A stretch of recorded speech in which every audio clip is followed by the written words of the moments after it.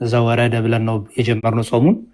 አሁን ደግሞ ቅድስት የሚለው ሳምንት ላይ ያለ ነው። ዘወረደ ብለን ኢየሱስ ክርስቶስ አምላካችን ከሰማይ ከወረደው በቀር ወደ ሰማይ ወጣ ማንም የለም እርሱም በሰማይ የሚኖረው የሰው ልጅ ነው ብሎ ያስተማሩን እያሰብን እኛን ለማዳን ከወደቅንበት ሊያነሳን ከረከስንበት ሊቀድሰን ከጨለማ ወደ ብርሃን ከሲኦል ወደ ገነት ሞታችን ሊገልልን ከሰማይ ወረደ ከንጽሕት ድንግል ማርያም ተወለደ ብለን የክርስቶስን መምጣት ሰው መሆን ስጋዌን እየሰበክን የምንጀምርበት ነው። እያለን ደግሞ ስምንቱም ሳምንት የየራሳቸው የአሁኑ እሑድ እንግዲህ ቅድስት ይባላል። ከዛ ምኩራብ አለ፣ ከዛ መጻጉዕ አለ፣ ከዛ ደግሞ ደብረ ዘይት አለ፣ ከዛ ገብርኄር አለ፣ ከዛ ኒቆዲሞስ አለ፣ ከዛ ሆሳዕና አለ፣ ከዛ ሰሞነ ሕማማት አለ ማለት ነው። እና እነዚህ ስምንቱ ሳምንታት በየራሳቸው በየቅዳሴው በመጽሐፍ ቅዱስ መልእክታት ከዳዊት መዝሙር ምስባክ ከሐዋርያት ሥራ ከወንጌላቱ ከመልእክታት ሁሉ እየተነበበ እንግዲህ ጾሙን በዚህ መልኩ እናሳልፋለን። እንኳን ለዚህ ጾም በሰላም አደረሰን ለማለት ፈልጋለሁ። ዮኒም ከረጅም ጊዜ በኋላ የተገናኘ ነው። ፓስተርንም እንዲሁ ሁላችሁንም እንኳን ሰላም አገናኘን። አንድ ነገር ብቻ ላሳይና ላቁም። አሁን ትልቁ ላይ አድርጉኝ ፓስተር፣ እሱን ብቻ ላሳይና አይ ቲንክ ከዚህ በፊትም አሳይቼውናል። አሮን ነው ግን እንዲያው ሰው ቢያውቀው ጥሩ ነው ብዬ ስለማስብ ነው። ኦኬ፣ የግጻዌ ይባላል፣ መጽሐፈ ግጻዌ ይባላል። ይሄ የምታዩት ጠቅላላ ከመስከረም ጀምሮ እስከ ጳጉሜ ድረስ አመቱን ሙሉ በየቅዳሴው ላይ ቅዳሴ እንግዲህ አመቱን ሙሉ አለን። ተቋርጦ ያቅም ቅዳሴ ታውቃላችሁ። ምክንያቱም የክርስቶስን ክቡር ስጋ ክቡር ደም የምንፈተትበት የምናዘጋጅበት ቤተክርስቲያን ለልጆቿ እንኩ ብሉ ጠጡ እያለች የክርስቶስን ደም የምትበላበት የምታጠጣበት ስለሆነ ስጋና ደሙን የምታቀርብበት ቅዱስ ስርዓት አምልኳችን ስለሆነ ትልቁ የጸሎታችን አብይ ይባላል። ቅዳሴ ከጸሎት ሁሉ የበለጠ ጸሎት ይባላል። ለምን? በጸሎቶቻችን ሁሉ ስጋው ደሙን አንፈትትም። ስጋው ደሙን የምናዘጋጀው የምንበላው የምንቆርበው በቅዳሴ ጸሎት ብቻ ነው። ስለዚህ የከበረ ጸሎት ይባላል፣ የበለጠ ጸሎት ይባላል። በህብረት አምልኮ የምናደርግበት ነው እና ሙሉ ሰውነታችን ከእግዚአብሔር ጋር የሚገናኝበት በጆሮቻችን፣ በአይኖቻችን፣ በአፎቻችን፣ ምላሶቻችን እየበሉ እየጠጡ እጆቻችን አሜን እያሉ ጉልበቶቻችን እየሰገዱ አይኖቻችን ቅዳሴውን እያየ አፍንጮቻችን ዕጣኑን እያሸተተ ሙሉ ሰውነታችን የሚሳተፍበት እና ይሄ ቅዳሴውም የየዓመቱ እንግዲህ እንደምታዩት በአንድ ቅዳሴ ላይ የሚነበበው ይወጣል። የየዓመቱ ማለት ነው። ይሄ የዓመት ሙሉ ነው እና አሁን ያለንበት የጾም ሳምንት ስለሆነ ይኸው እዚህ ጋር ይላል ይሁት መዝሙር ዘዐቢይ ጾም ዘወረደ ይላል። የያዕቆብ መልእክትን ንፍቁ ዲያቆን ያነባል። ሐዋርያት ሥራ ንፍቁ ቄስ ያነባል። ከዛ ደግሞ የዮሐንስ ወንጌልን ደግሞ ዋናው ካህን ያነባል። ቅዳሴው ደግሞ የክርስቶስ ቅዳሴ ይባል ቅዳሴ አለን። ቅዳሴ ኤግዝን እንለዋለን ወይም የጌታ ቅዳሴ ይባላል እና የጌታ ቅዳሴ ይቀደሳል ማለት ነው እና ይሄ እስከ ዐቢይ ጾም መፍቻ ድረስ ወይም እስከ ፋሲካ ድረስ በዚህ እያወጣን ቅዳሴያችን በዓለም ሁሉ ያለችው ኦርቶዶክሳዊ ተዋሕዶ ቤተክርስቲያን በጭቃም ትሰራ በድንጋይም ትሰራ አሜሪካም ይሁን ጎንደርም ትሁን የትም በየዓለሙ ያለችው ቤተክርስቲያን በአንድ አይነት ቅዳሴ፣ በአንድ አይነት ንባብ፣ በአንድ አይነት ጸሎት፣ በአንድ አይነት ወንጌል፣ በአንድ አይነት መመሪያ ይሄን ትጠቀማለች ማለት ነው እና ይሄ መጽሐፈ ግጻዌ ይባላል። የቅዳሴ የጸሎት የወንጌል የዳዊት መዝሙር የሐዋርያት ሥራ የመልእክታት ከዚህ እየወጡ ቅዳሴያችን እናደርጋለን ማለት ነው። እንኳን ሁላችሁንም በሰላም አደረሳችሁ። ድጋሚ እግዚአብሔር ይስጥልኝ ፓስተር። እሺ ቴንኪው። ቀጥሉ። ሜይ ቢ ቅድም የሆነ ጥያቄ ሰምቼ ነበረ ፓስተር። ይሄ አልታር ጋይድ ይሁት አልታር ጎልድ ጋይድ ቡክ ይላል። ትሪኒቲ ሉተሪያን ቸርች ፔንሲልቬኒያ ያለ ነው፣ እዚህ አሜሪካ ነው። የአልታር ስርዓታቸው ነው ይሄ። ኦኬ፣ አልታር ያው ታውቃላችሁ፣ አልታር ማለት መሰዊያ ማለት ነው እና የአልታር ስርዓታቸው እንዲሁም እንዴት አድርገው ማዘጋጀት እንዳለባቸው መመሪያቸው ነው። የስላሴ የሉተሪያን ቸርች ማለት ነው፣ ትሪኒቲ ሉተሪያን ቸርች እና በጣም የሚገርመው ትናንትን ያገኘሁት እና ይሄውሎት የሚገርሙት ፓስተር እያንዳንዱ በፒክቸር ራሱ መመሪያ አለው። ቄሱ ምን ማድረግ እንዳለበት ወደ ጸሎቱ ወይም ያው ቅዳሴ ይሉታል እነሱ ወደዛ ከመገታቸው በፊት ወደ ስርዓቱ ከመገታቸው በፊት እያንዳንዱ እንዴት መዘጋጀት እንዳለበት በስዕል መልክ እንደዚህ ጋይዳንስ አለው። የሚገርሙት እና ትናንት ነበር ያገኘሁት የሰርች ሳረግ እያንዳንዱ ስርዓት አለው አቀማመጡ። ይሄ እያንዳንዱ ማለት ነው። ልብሶቹ ራሳቸው አቀማመጥ ስርዓት አላቸው። ይሄ አልታሩ ላይ የሚቀመጠው ነው። ይሄ ራሱ የራሱ የሆነ መልእክት አለው በሉተሪያን ዘንድ ማለት ነው። ይሄ ስዕል ያው እንደምታዩት እዚህ ጋር አልታሩ አለ፣ መሰዊያው አለ። አልታሩ ያው ልብስ ለብሷል እንደምታዩት። አልታሩ እንደዚህ ያከብሩታል በዚህ ልብስ። ይህም የራሱ ትርጉም አለው። ይኸው አልታሩን አልብሰውት ከዛ አልታሩ ላይ ደግሞ ወንጌል ያስቀምጣሉ። ያው እዚህ ጋር የሚለ ከዛ ደግሞ ሻማዎች እንደዚህ ያበራሉ። ከዛ ደግሞ የቁርባኑን ደግሞ አቀማመጥ አለ። ይኸው እዚህ ጋር እዩት። እና እያንዳንዱን በስርዓቱ መደረግ ያለበትን ነገር በዛ ጊዜ ለሚያገለግለው ቄስ የተቀመጠለት ነው። በሉተሪያን ቸርች ማለት ነው። እና አሪፍ ዶክመንት ነው። ማወቅ ለሚፈልግ ሰው እኔ ማወቅ ስለፈልግ እመረምራለሁ ብዙ እና ማወቅ ለሚፈልግ ሰው ጥሩ ጋይዳንስ ይሰጣል ብዬ አምናለሁ። ያው እዚህ ጋር እንደመሄው ስፔሻል ኮሚኒየን ሊን ይላል። እዚህ ጋር ከቨርስ ፍሌክሰር ኦፍ ሼልፍ ቢትዊን ቱ ላርጅ ካንድልስቲክስ ይላል። ይኸው እንትኑን ይሄ ኮሚኒየን ቁርባን የሚያዘጋጁበትን በዚህ መልኩ ይሸፍኑታል። መሸፈኛ አለው፣ ልብስ አለው ከላይ የሚያደርጉበት። ይሄ የቁርባናቸው ነው፣ አዘጋጃጀቱ ነው። ይሄ ጽዋው ነው። ከዛ ጽዋውን ደግሞ እንዴት እንደሚሸፍኑት ያው ራሱን የቻለ ስርዓት አለው። ጽዋው የሚሸፈንበት ነው። ይሄ አልታሩ ላይ አድርገው ማለት ነው። እና አሪፍ ዶክመንት ነው። ለሚፈልግ ሰው ሰርች ማድረግ ይችላል። ትሪኒቲ ሉተሪያን ዳትካም ብሎ ቢገባ እዛ ላይ በደንብ ያገኘዋል። እና ቅድም ምንድነው ልዩነቱ የሚል ሰው ስላየው እንደዚህ አይነት መመሪያ አላቸው ሉተሪያን ከፔንቴኮስታል ይልቅ እና እንዲሁ ላሳየው ብዬ ነው። አመሰግናለሁ ፓስተር። ጥያቄ ያለው ሰው ካለ ግን እቀበላለሁ። አልታሩ ማለት ይሄ መፈትፈቻው ነው፣ መሰዊያው። አዎ መሰዊያው አልታሪ ወይም ሆሊ ቴብል ይባላል። የጌታ ጠረጴዛ ይባላል፣ ወይም የቅዱስ ጠረጴዛ ይባላል። ባይዘዌይ እንትኑ ግሪኩ ትራፔዛ ብሎ ያስቀምጠዋል። ቆይ ግሪኩ እንደውም ከፍቼ ባሳያችሁ ደስ ይለኛል። መሰዊያ አለን የሚለውን የቅዱስ ጳውሎስን እዚህ ዕብራውያን መልእክቱ ላይ ያለውን ግሪኩ ምን ብለው እንደሚያስቀምጠው ለእኛ በግዕዙ ታቦት ያልነው ማለት ነው። ያው እኛ አማርኛ ግዕዝ ተናጋሪ ነን። በግዕዙ ታቦት ያለውን ቅዱስ ጳውሎስ በዚህ በዕብራውያን መልእክቱ ላይ እንዲህ ብሎ ያስቀምጠዋል። እና ግሪኩ ምን እንደሚል አሳያችሁ ፈልጌ ነው። እሺ ዕብራውያን መልእክቱ ላይ እንዲህ ብሎ ያስቀምጠዋል ቅዱስ ጳውሎስ። እዚህ አይ ቲንክ ዕብራውያን መልእክቱ ላይ ቅዱስ ጳውሎስ ዕብራውያን 10 ላይ ይመስለኛል። አዎ 13:10 ላይ ይኸው ግሪኩ ኦሪጂናል እናት ቋንቋው ሂብሩ ዕብራውያን 13:10 ላይ ይህን ያስቀምጣል ቅዱስ ጳውሎስ። ሂብሩ 13:10 ይኸው እዚህ ጋር ይላል we have an altar ይላል from which those who serve the tabernacle have no right to eat ይላል። እና መሰዊያ አለን የሚለውን አማርኛውን አልታር ብሎ ነው የሚያስቀምጠው። ግሪኩ ይኸው እዚህ ጋር ያስቀምጠዋል። ትርጉሙ ማለት ነው አልታር a place of sacrifice ይላል። ይኸው እንደምታዩት የመሰዊያው ቦታ ይላል። a place of sacrifice ብሎ ያስቀምጠዋል ትርጉሙን። እና መሰዊያ አለን የሚለውንም ይዞ ይሄን ያስቀምጣል። ድጋሚ ደግሞ ትራፔዛ ብለውን ደግሞ በተለይ የጌታ ማዕድ የሚለውን ከጌታ ማዕድና ከአጋንንት ማዕድ ልትበሉ አትችሉም የሚለውን የቅዱስ ጳውሎስን መልእክት ደግሞ ያን የጌታ ማዕድ የሚለውን ትራፔዛ ብሎ ነው የሚያስቀምጠው። የሚገርማችሁ ነገር ወይም ዳይኒንግ ብሎ ያስቀምጠዋል። እሱንም ላሳያችሁ። ሂብሩ ላይ እንመለስና ግን ታቦትና መሰዊያ አንድ አይነት ናቸው እያሉ ነው መዝሙር። አዎ እኛ ታቦት የምንለው ታቦት የግዕዝ ቃል ነው፣ ማደሪያ ማለት ነው ባጭሩ። ታቦት ለምሳሌ እኛ ታቦቱ ለእግዚአብሔር እንባላለን።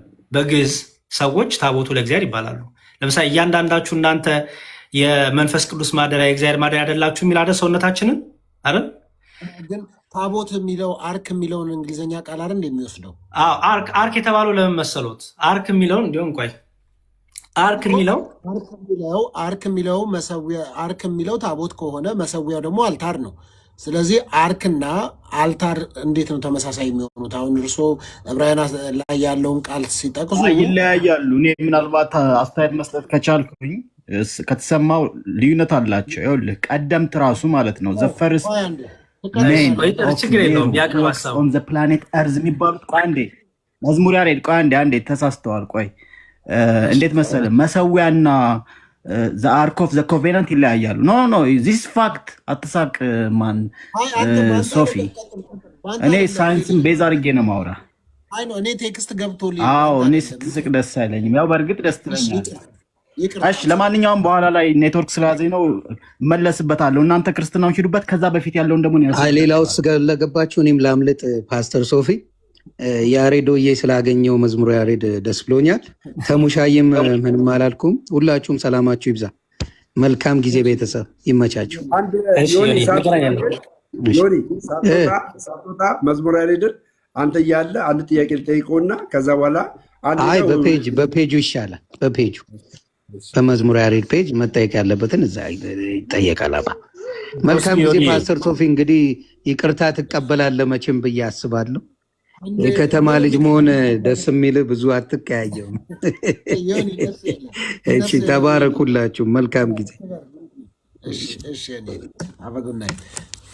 እሺ ከንቲባው ጥያቄው የለም ማለት ነው። ስለዚህ እሺ መዝሙር ይቀጥሉ። ታቦት የሚለውንና መሰዊያ የሚለውን ያመሳሰሉበትን መንገድ ይቀጥሉና እኔ ደግሞ አርኩና አልታሩ የተለያየ እንደሆነ የተወሰኑ መረጃዎች ስላሉኝ ምናልባት የተሳሳተ መረጃ ከሆነ በደንብ ግልጽ አድርገው እንዲነግሩን ብዬ ነው። ችግር የለውም። እሺ ወንድማችን ሀሳቡን ጨረሰ ከንቲባው። እሺ እንዴት መሰለህ ዘ አርክ ኦፍ ዘ ኮቬናንት እና ይሄኛው መሰዊያው ይለያያል። እንዴት መሰለህ መዝሙር፣ እኔ በጣም አክባሪህ ነኝ። በዚህ አጋጣሚ ትናንት ራሱ ስከታተልህ ነበር ከወንድማችን ጋር። በጣም የምር የእውነት መምህር ከምላቸው ውስጥ ሀምብል ዘሞስ ሀምብል ምለው አንዱ እሱ ነው። ቆይ ወደ ዋናው ልመጣልን ነው። ለመጀመሪያ ስለሆነ ልተዋወቀው። ቆይ አይ ችግር የለም በኋላ ትተዋወቃለህ። እሺ ወደ ዋናው ስመጣ እሺ ሶፊዬ እንደው እኔ ጋር ፍቅር አለ መሰለህ። ቆይ እስኪ ያዘው፣ ቆይ አንዴ አስጨርሰኝ። አንዴ ያዘው። ይኸውልህ መሰዊያው እንግዲህ ምንድነው ኦሪት ይፈጸምበት የነበረው እና ታቦት ይለያያል። ዩሲ ኢቭን ሜሩ የሚባል ስልጣኔ ነበረ ክርስትና ከመምጣቱ በፊት። በነገራችን ላይ የግብፅ ፕሪስትስ ራሱ ምንሰጣቸው እኛ ነበርና በስህተት ነው ታውቃለህ። የሆነ ጊዜ ላይ ጀስት ናይልን ለመጠቀም ብለው ጳጳሳትንና አቡነ ሰላማ ዝም ብለው በ20 ምናምን ዓመታቸው ላኩብን እንጂ ኢቭን ፒራሚዶችን የሰራ ነው እኛ ነን። ምን ይለናል መሰለህ ሄሮዶተስ ዘ ሃይስት ጁፒተር የሚሉት ወይም እኛ አብ የምንለው ፊስታቸውን ወይም ይሄ ለመስዋዕትነት የሚያቀርቡትን እሱ ነበር የሚቀበላቸው። ሂዶ ናይል የዘአፐር ናይል ነው የሚላቸው ዘ ዋይዝ ሜን ይለናል። እኛ ኢትዮጵያውያንን ነው እኮ። አሁን ብዙዎቻችሁ ቁንጽል ነገር ታመጡና ማለት ነው ስትጨቃጨቁ ሳይ በጣም እገረማለሁ። እና ምን ልል ፈልጌ ነው ይለያያል። ይሄኛው የቃል ኪዳኑ ታቦት ነው፣ ያኛው ግን ጀስት ደም ይፈስበታል የእንስሳት ማለት ነው። እና ይሄ ትንሽ ስለረፈ ሂድበትና ኔትወርክ ቀይሬ እመለሳለሁ። ስለ ምንድን ነው ያወራህን? አሁን ከንቲባው ምንድን ነው ያልከን? ኤንድ ይሄ አርክ የሚባለው ተመሳሳይ ነው ስላላችሁ ነው አይደለም እያልኩ እኮ ነው ሶፊ እኮ። ምንድን ነው እኮ አይደለምማ ብለህናል። እሱንማ አማርኛ ነው ሰምተናል። ከዛ በኋላ ያልከው ምንድን ነው? አልተር ማይሆንበትን እኮ እየነገርኩ ነው። ያ የእንስሳት ደም ሲገበርበት የነበረው ነው እኮ እያልኩ ነው። ኖት ኦንሊ ከክርስትናም በፊት ራሱ የነበረ ነው እያልኩ እኮ ነው። ሜሩ የሚባለው ስልጣኔ አሁን እኮ ቀደም ያለውን ዘ ላንድ ኦፍ ኦሪጂን የምንባለው እኛ ኢትዮጵያውያን ዝም ብለን የተፈጠረ እንዳንመስልህ። ኢቨን ክርስትና ከመምጣቱ በፊት በህገ ልቦና የምናምን ይኸውልህ የኛን ሃይማኖት ግብጾች ራሱ ፕሪስት ፒራሚድ ጋር አሁን ዓለም የሚደነቅበት ፒራሚድ የሰሩት ኢትዮጵያውያን ናቸው፣ በመንፈስ ቅዱስ ኃይል ማለት ነው። የኛ ኪንግደም እኮ ነው። ስለዚህ እዛ ድረስ ያው እንትና ደምረው አትሳቅ። ብዙ ማታውቀው ነገር ስላለ ግድ የለህም አንተን በሌላ ቀን አወራሃለሁ። በዚህ እውቀት ላይ አትጨምር አንተ። በቃ ይሄ አሁን ሌላ ሌቭል ነው። በቃ ይጨርሳል። አርክን ማን ምራው የዘልማድ እንትን ስለሆነ እኔ አከብረዋለሁ፣ ግን ብዙም እንደዚህ አይነት ኢንቴሌክቹዋል ዲስኮርስ ላይ ባይገባ ደስ ይለኛል። አርክን ማን ነው የሚጠቀሙ? እንደዛ ከሆነ አርክን የሚጠቀሙበት እነማን ናቸው? የበግና የእንስሳትን ደም የሚያፈሱበት እነማን ናቸው? ማን ናቸው? የቃል ኪዳን ታቦት ነው ብላል። ለምሳሌ ኢየሱስ ይኸውልህ ዓለም ምናልባት መዝሙር በደንብ ይሄድበታል ማለት የእንስሳና አንድ ነገር ልንገር፣ ቀስ አዳምጠኝ። ይኸውልህ ቀደም ሲል ለምሳሌ በኦሪት የእንስሳት ደም ለምሳሌ የፍየል ደም ማን ነው የሚያቀርቡት? መስዋዕትነት ይቀርብ ነበር። ማን ነው የሚያቀርቡት? ታውቃለህ? ይሄንን ማን ነው የሚያቀርቡት? እንዴ ምናሉ ነው አልማይቲ ለሚሉት አካል ያቀርቡታል በሕገ ኦሪት። ይሄንን ላስረዳ እንዴ ቴክስ ታይም ቀስ ብዬ ወይም በየትምህርት አስረዳሃለሁ። አሁን መዝሙር ያሬድ ይቀጥል። የትኛው ህዝብ ነው የሚያቀርበው ይሄንን? አረ ቃል ኪዳኑን ታቦት አልታር የሚለው ሌላ ነው እኮ እያልኩህ ነው እኮ። አልታርን አለ ምን የጠየቁ እንዴት እንደምንረዳዳ አላውቅም። እስቲ ቆይ ዙሪያ ላይ ማን ነው የእንስሳና የኮርማዎችን ደም የሚያቀርቡት እነማን ናቸው? ለምሳሌ አዳምጠኝ። ይኸውልህ ጁፒተር አሁን ለምሳሌ እሺ፣ በግሪክ ላስረዳ። ቆይ አንዴ ሚዩት አድርገው። ጁፒተር የሚሉት ልክ አሁን እኛ አብ ወልድ መንፈስ ቅዱስ እንደምንለው የውሃ ማልክት ፖዛይደን ይሉታላችሁ ግሪካውያን። እስቲ ቆይ አዳምጠኝ በእናትህ ከማውራትህ በፊት። በቃ ዝም በል አታውቅም። ሚውት አድርገው። አንተን እኮ ለማስረዳት እኮ ግራስሩት ሌቭል ላይ ይሄ ሃይ ሌቭል ኦፍ ቲንኪንግ ይጠይቃል። ደምረው ቀስ በል ደምረው። አንዴ ስህተትም ቢሆን ከንቲባው ያውራና ስህተት መሆኑን እንረዳ። መዝሙር ናቸው የፈቀዱለት። ገባ? ደምረው ገባኝ። ስህተት እንኳን ቢሆን ያልኩት ስህተት ነው እኮ አላልኩም። ስህተት እንኳን ቢሆን ሄሮዳትስ ይኸውልህ የግሪክ አማልክት ሳይቀር አዳምጠኝ። ቆይ እሱኛውን ብቻ ሚዩት አድርግልኝ፣ ደምረውን ብቻ ሚዩት አድርገው፣ ሌላው ችግር የለውም። ይኸውልህ እነ ሄሮዳትስ ሳይቀር የጻፉት ነው እኮ። ኢቨን እንኳ ይህ ምንድን ነው ዘ ፕሪስትሁድ የሚባለውን ወይንም ምንድን ነው የሚባለው ፕሪስትን ያለማመዱት ራሱ ለግብጾችና ለኢንዲያንስ ኢትዮጵያውያን ናቸው። ከዛ በፊት ፓጋን ነበሩ ነው የሚልልህ።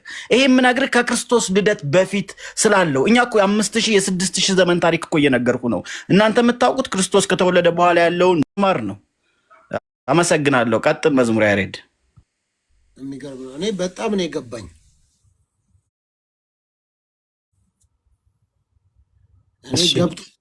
ያው ገብቶኛል፣ ግን ምን እንዳለ ነው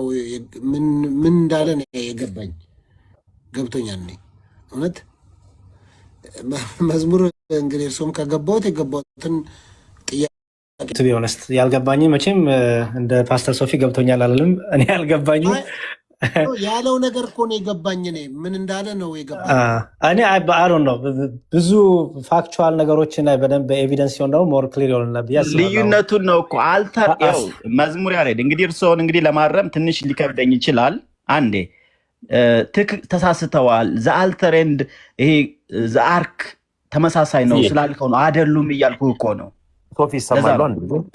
ከይቅርታ ጋር እሰማለሁ። ሶፊ ተመስገን። ተው አንተ ጋር ምንም ብዙ ኮንቨርሴሽን እንዲኖረኝ አልፈልግም። ከመዝሙር ያሬድ ጋር ነው። እኔ አንድ ጊዜ ሶፊዬ ምን አለ መሰለህ፣ ሁላችንም ትልልቅ ሰዎች ስለሆነ አንዳንዱ በሳይንስ ነው የሚያምነው እዚህ ጋር ካሉት ጋር፣ እኛ ደግሞ አምላክ አለን ብለን ነው የምናምነው። እና ይሄ ከመሰዊያውን ጋር የተያዘ ከሆነ ሀሳቡ በአግባቡ ማውራት ዳድ ለሚባል በአግባቡ እንዲያስረዳን የሚያስፈልገው ነገር መዝሙር ያሬድ ከፍቶ በአግባቡ እያስረዳን ስለነበር አሁን እየቀለድን የምንሄድበት ነገር አለም። ትውልድ አለምናድነው እና ያልገባንን እኔ አሁን እስካሁን ድረስ ሊገባኝ በፈልግ ያልገቡኝ ነገሮች ስላሉ ወንድማችን ዲያቆን መዝሙር ያሬድ ወደ ሀሳቡ ቢገባ ደስ ይለኛል።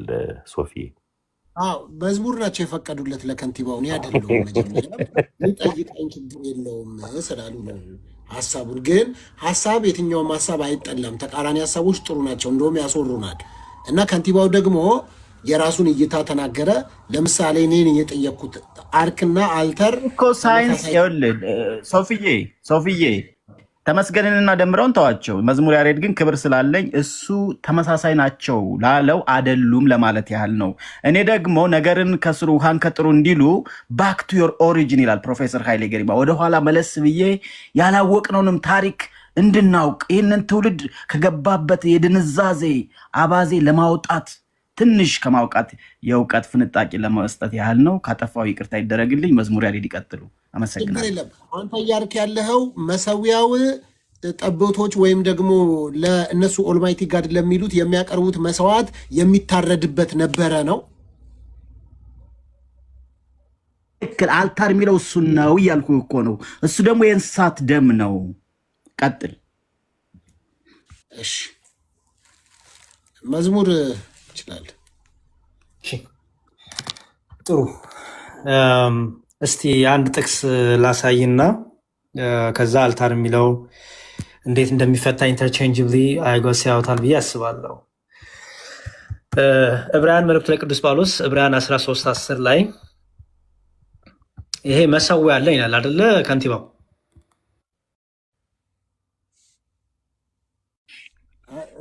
ከንቲባው መጽሐፍ ቅዱስ ወርጄ ልመለስ። በጣም እያያዘኝ ነው ከይቅርታ ጋር መጽሐፍ ቅዱስ ያለው ችግር የለውም። ልቀጥል። ችግር የለውም። ዳዊት ምን ይላል? መሰዊያ አለ ይላል አይደል? መሰዊያ አለ ይላል። ኦኬ፣ ያ መሰዊያ አለን የሚለውን እንግሊዝኛው ማን ብሎ ነው የሚያስቀምጠው? አልታር አይደለም ብሎ ነው የሚያስቀምጠው አይደል? በጣም ጥሩ። እሺ፣ ሌላ ደግሞ ጥቅስ እዛው ላይ ላሳይ ደግሞ ከአጋንንት ማዕድና ከጌታ ማዕድ ልትበሉ አትችሉም የሚል ክፍል አለ አይደለም? ጥቅሱን አስታውሱኝ። ዕብራውያን ስንት ላይ ነበረ? አይ ቲንክ ጥቅሱን አስታውሱኝ ፕሊዝ። ከአጋንንት ማዕድና የዕብራውያን 13:10ማ አሁን ያየነው ነው። ዕብራውያን 13:10 አሁን አየነው እኮ ያው መሰዊያ ያለን የሚለውን ያሳያችሁ 16 አመሰግናለሁ። እሺ ያው ምን ይላል?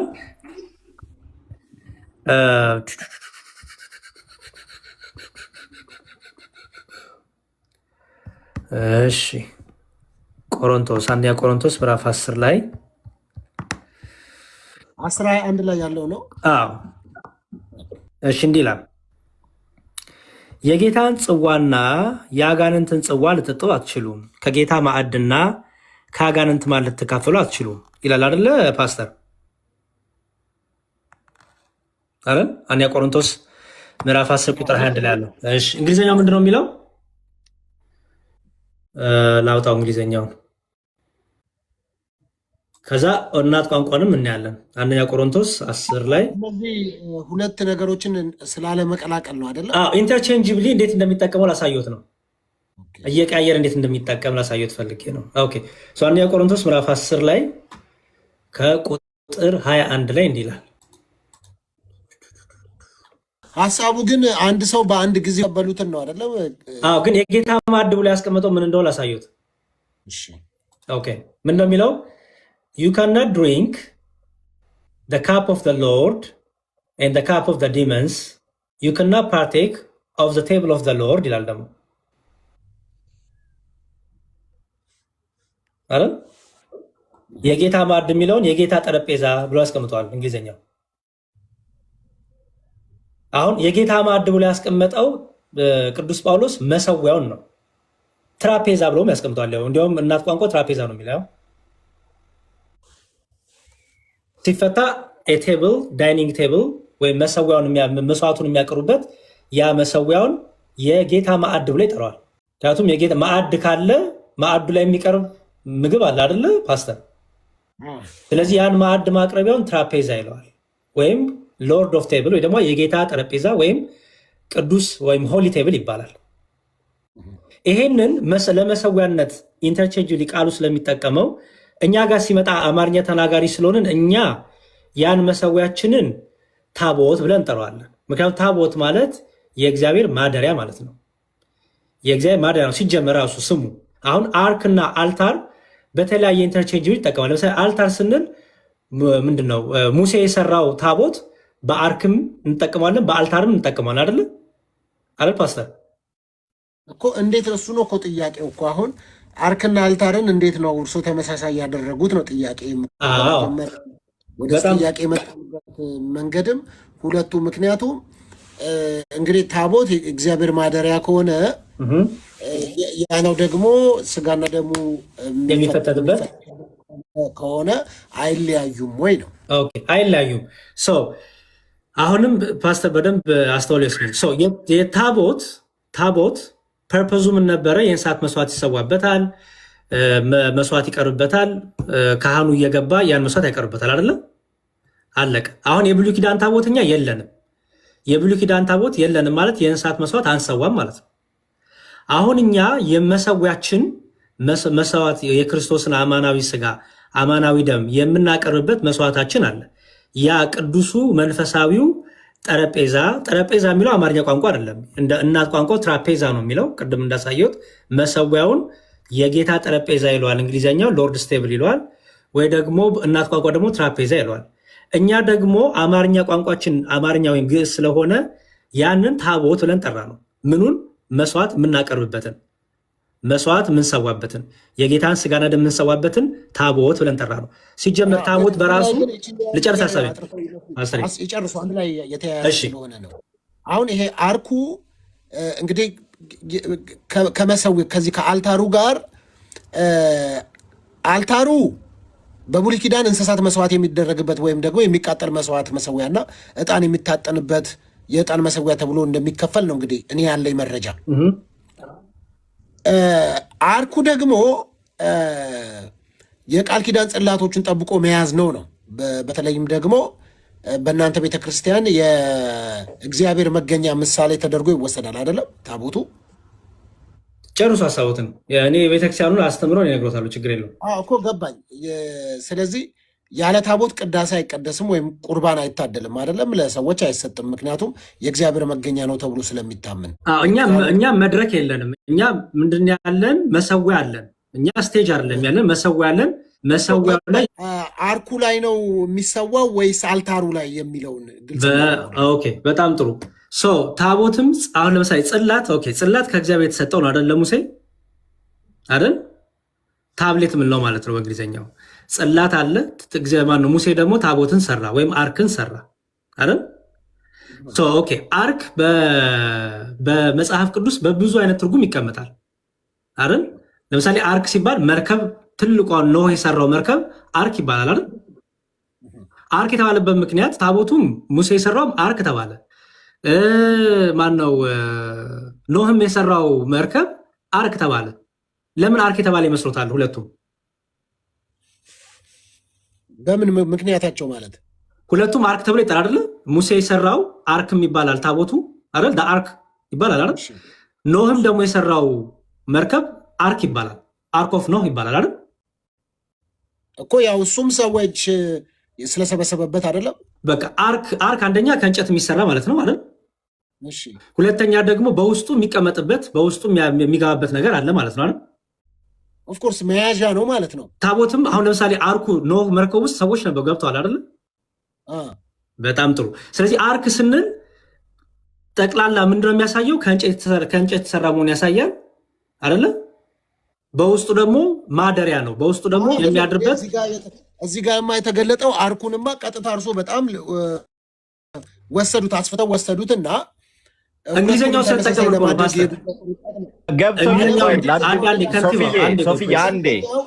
ከንቲባው እንግሊዝኛውን ብናደርገው ታቦትና መሰዊያ ወይ አንድ አይነት ነው ይበሉኝ።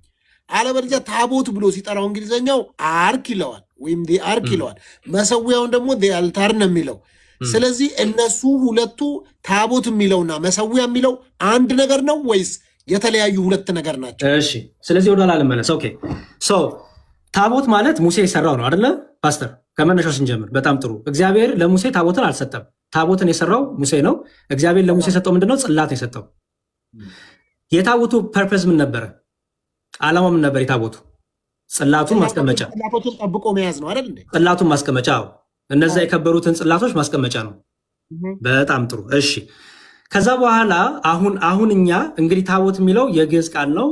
እኛ ኢትዮጵያኖች የምንጠራበት ምክንያቱም ማደሪያ ማለት ስለሆነ እግዚአብሔርን በማደሪያው ላይ ሆኜ አናግራለሁ ስላለው በዛ በታቦቱ ላይ ደግሞ አድራለሁ ስላለ ያንን ምን አልነው እኛ ታቦት ብለን ጠራ ነው ማለት ነው። ማደሪያ ማለት ነው አይደል? ኦኬ። ለምንድነው ማደሪያ ያልነው? እግዚአብሔር ምን ስላለ በዛ ላይ አድሬ በዛ ላይ ሆኜ አናግርሃለሁ ስላለው ሙሴ። ስለዚህ ያንን እኛ በግዕዝም ብለን ጠራ ነው ታቦት ብለን ጠራ ነው አይደል? የጽላቱ መያዣ ማለት ነው ታቦቱ። በቃ ጠቅላላ ታቦት ብለን ጠራዋለን አንድ ላይ። ምክንያቱም ታቦቱ ያለ ጽላቱ የለማ። ገባኝ። ዞሮ ዞሮ ጽላቱ የሚቀመጥበት ታቦቱ ሲሆን ከነ ጽላቱ ግን አንድ ላይ ታቦት ተብሎ ታቦት። በጣም ጥሩ። ታቦቱን አንድ ላይ ታቦት። ለምን ማደሪያው እግዚአብሔር በዛ ላይ ሆኖ ሙሴን የሚያናግርበት ዙን የሚያናግርበት ስለሆነ ማደሪያ ስለሆነ ታቦት ብለን ጠራ ነው። ታቦት ስንል እንግዲህ ጽላቱንም አንድ ላይ ያዘው ማለት ነው አይደል? በቃ ሁለቱም ጽላቱም አንድ ላይ የያዘው በቃ ሙሉ። በጣም ጥሩ። ኦኬ። አሁን ይሄ የዚህ የሐዲስ የብሉይ ኪዳን ታቦትኛ የለንም። ለቅርስነት በአክሱም ጽዮን አለ፣ ለቅርስነት አለ። አሁን እኛ መሰዊያ አለን። የአዲስ ኪዳን ክርስቲያኖች ቅዱስ ጳውሎስ እንደተናገረው መሰዊያ አለን አይደል? መሰዊያ አለን ወይም መንበር አለን ወይም መሰዊያ አለን። ያ መሰዊያችን የክርስቶስ ስም ያለበት መሰዊያ ነው። በዛ መሰዊያችን ላይ በዛ ቅዱስ ጠረጴዛ ላይ ወይም በዛ ቅዱስ መሰዊያ ላይ ቅዱስ ጳውሎስ እንዳለው መሰዊያ አለን ወይም አልታር ያለበት ምክንያት ፓስተር በደንብ ያስተውሉ።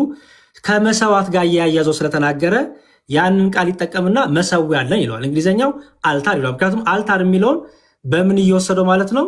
በመሰዊያ። ልክ ቅድም የብሉይ ኪዳን አገልግሎቱ የድንኳን አገልግሎቱ ጋር አልታሩ ያለ የሚሰዉት መሰዊያው በብሉይ ኪዳን ጊዜ እንስሳት መስዋዕት የሚደረጉበት አለ። ከዛ ደግሞ ዕጣን የሚታጠንበትም አለ። የተለያየ ክፍሎች አሉት። ሁለት ክፍል አለው አይደለ? ብዙ ክፍል። ስለዚህ በሁለት የሚከፈሉ ከሆነ አሁን እርስዎ የሚሉት የመጀመሪያው አርክና አልታሩ ታዲያ እኮ የተለያየ ጉዳይ ሆነ። ቅድም አርክ ስንል የጽላቶቹ መያዣ ነው።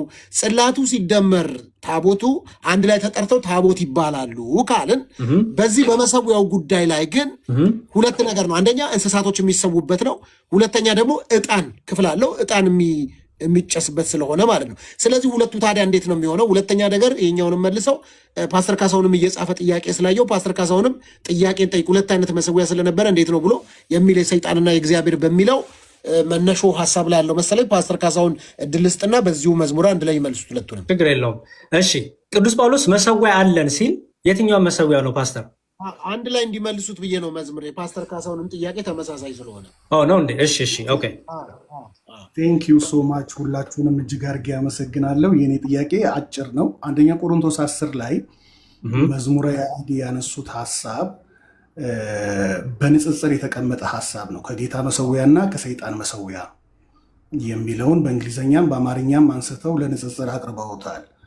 እንደዛ ከሆነ ይሄኛውን የጌታን ቴብል ለታቦት ከወሰድ ነው ከዛ በኋላ የሰይጣን ቴብል ደግሞ አለ እዛው ላይ። ስለዚህ የሰይጣንስ ታቦት አለ ወይ? ይህንንም በዛው እንዲመልሱልኝ ነው። አመሰግናለሁ። ኦኬ፣ እሺ። አሁን አንድ ያልተግባባነው ነገር አለ ማለት ነው። በጣም ጥሩ። ታቦት ማለት ባጭሩ ለምሳሌ ይህ የሰይጣን ማደሪያ የሆነ ሰው የርኩስ መንፈስ ማደሪያ ሲባል የርኩስ መንፈስ ታቦት ነው ይባላል። ምክንያቱም ታቦት የሚለው በቁሙ ትርጉሙ ግዕዝ ነው። በደንብ ተረዱት ይሄንን። ታቦት ማለት ማደሪያ ማለት ነው። ሰው ወይ የእግዚአብሔር ማደሪያ ይሆናል ወይ የርኩስ መንፈስ ማደሪያ ይሆናል አይደል? ማደሪያ የሚለውን ሴንስ ትርጉም ስለሚይዝ ታቦት የሚለው ትርጉሙ ማደሪያ የሚል ነው። አለቀ። ሁለቱም ግን ማደሪያ ይባላሉ። ኦኬ፣ ማደሪያ ይባላል ቃሉ ታቦት ግዕዙ ስለሆነ። ኦኬ፣ አሁን እዚህ ጋር ቅዱስ ጳውሎስ ከጌታ ማዕድ የሚለውን እናት ቋንቋ እንግሊዘኛው ሎርድስ ቴብል የጌታ ጠረጴዛ ብሎ ያስቀምጠዋል። ወይም ደግሞ እናት ቋንቋ ግሪኩ ትራፔዛ ብሎ ያስቀምጠዋል። አንድ የእንግሊዘኛውን ሀሳብ ካነሳን ቴብል ስለ ጠረጴዛ ነው ወይንስ ስለ ማዕድ ነው የሚያወራው? ለምን ትክክለኛ ትርጉሙ ለምሳሌ አሁን መዝሙር 23 ላይ ዩ ፕሪፔርድ ቴብል ቢፎር ሚ ይላል። በፊቴ ገበታን አዘጋጀህልኝ የሚለውን ዩ ፕሪፔርድ ቴብል ቢፎር ሚ ነው የሚለው። ስለዚህ ቴብል ስለ ጠረጴዛ ነው ስለ ማዕዱ ነው የሚያወራው የሚለውንም በዛው ጋር ለሁላችንም ግልጽ እንዲሆንልን ቢቀመጥም፣ ለምን ስለ ኖርማል ከእንጨት ስለተሰራ ጠረጴዛ ነው የሚያወራው ወይንስ በደፈናው ቴብል ሪፕሬዘንት የሚያደርገው የሚወክለው ስለ ማዕዱ ነው። በአማርኛ መጽሐፋችን ላይ በፊቴ ገበታን አዘጋጀህልኝ ወይም ማዕድን አዘጋጀህልኝ ሲል፣ እንግሊዝኛው ግን ዩ ፕሪፔርድ አ ቴብል ቢፎር ሚ ነው የሚለው እና ቴብል ስታንድስ ፎር ስለ ምግብ ነው የሚያስቀምጠው ወይንስ ስለ እንጨቱ ነው የሚያወራው? ሜን ኮንሰፕቱ። እሺ ይኸው ራሱ ለምናት ቋንቋ አይመልሰውም። ትራፔዛ ብሎ ያስቀምጧል አይደለ? ፓስተር እያዩት ነው። ክፍሉ የሚያወራው ስለ ማዕድ ስለመካፈል እንጂ ጠረጴዛ ስለመካፈል ነው የሚያወራው። ስለ ትራፔዛ ማለት ነው ፓስተር።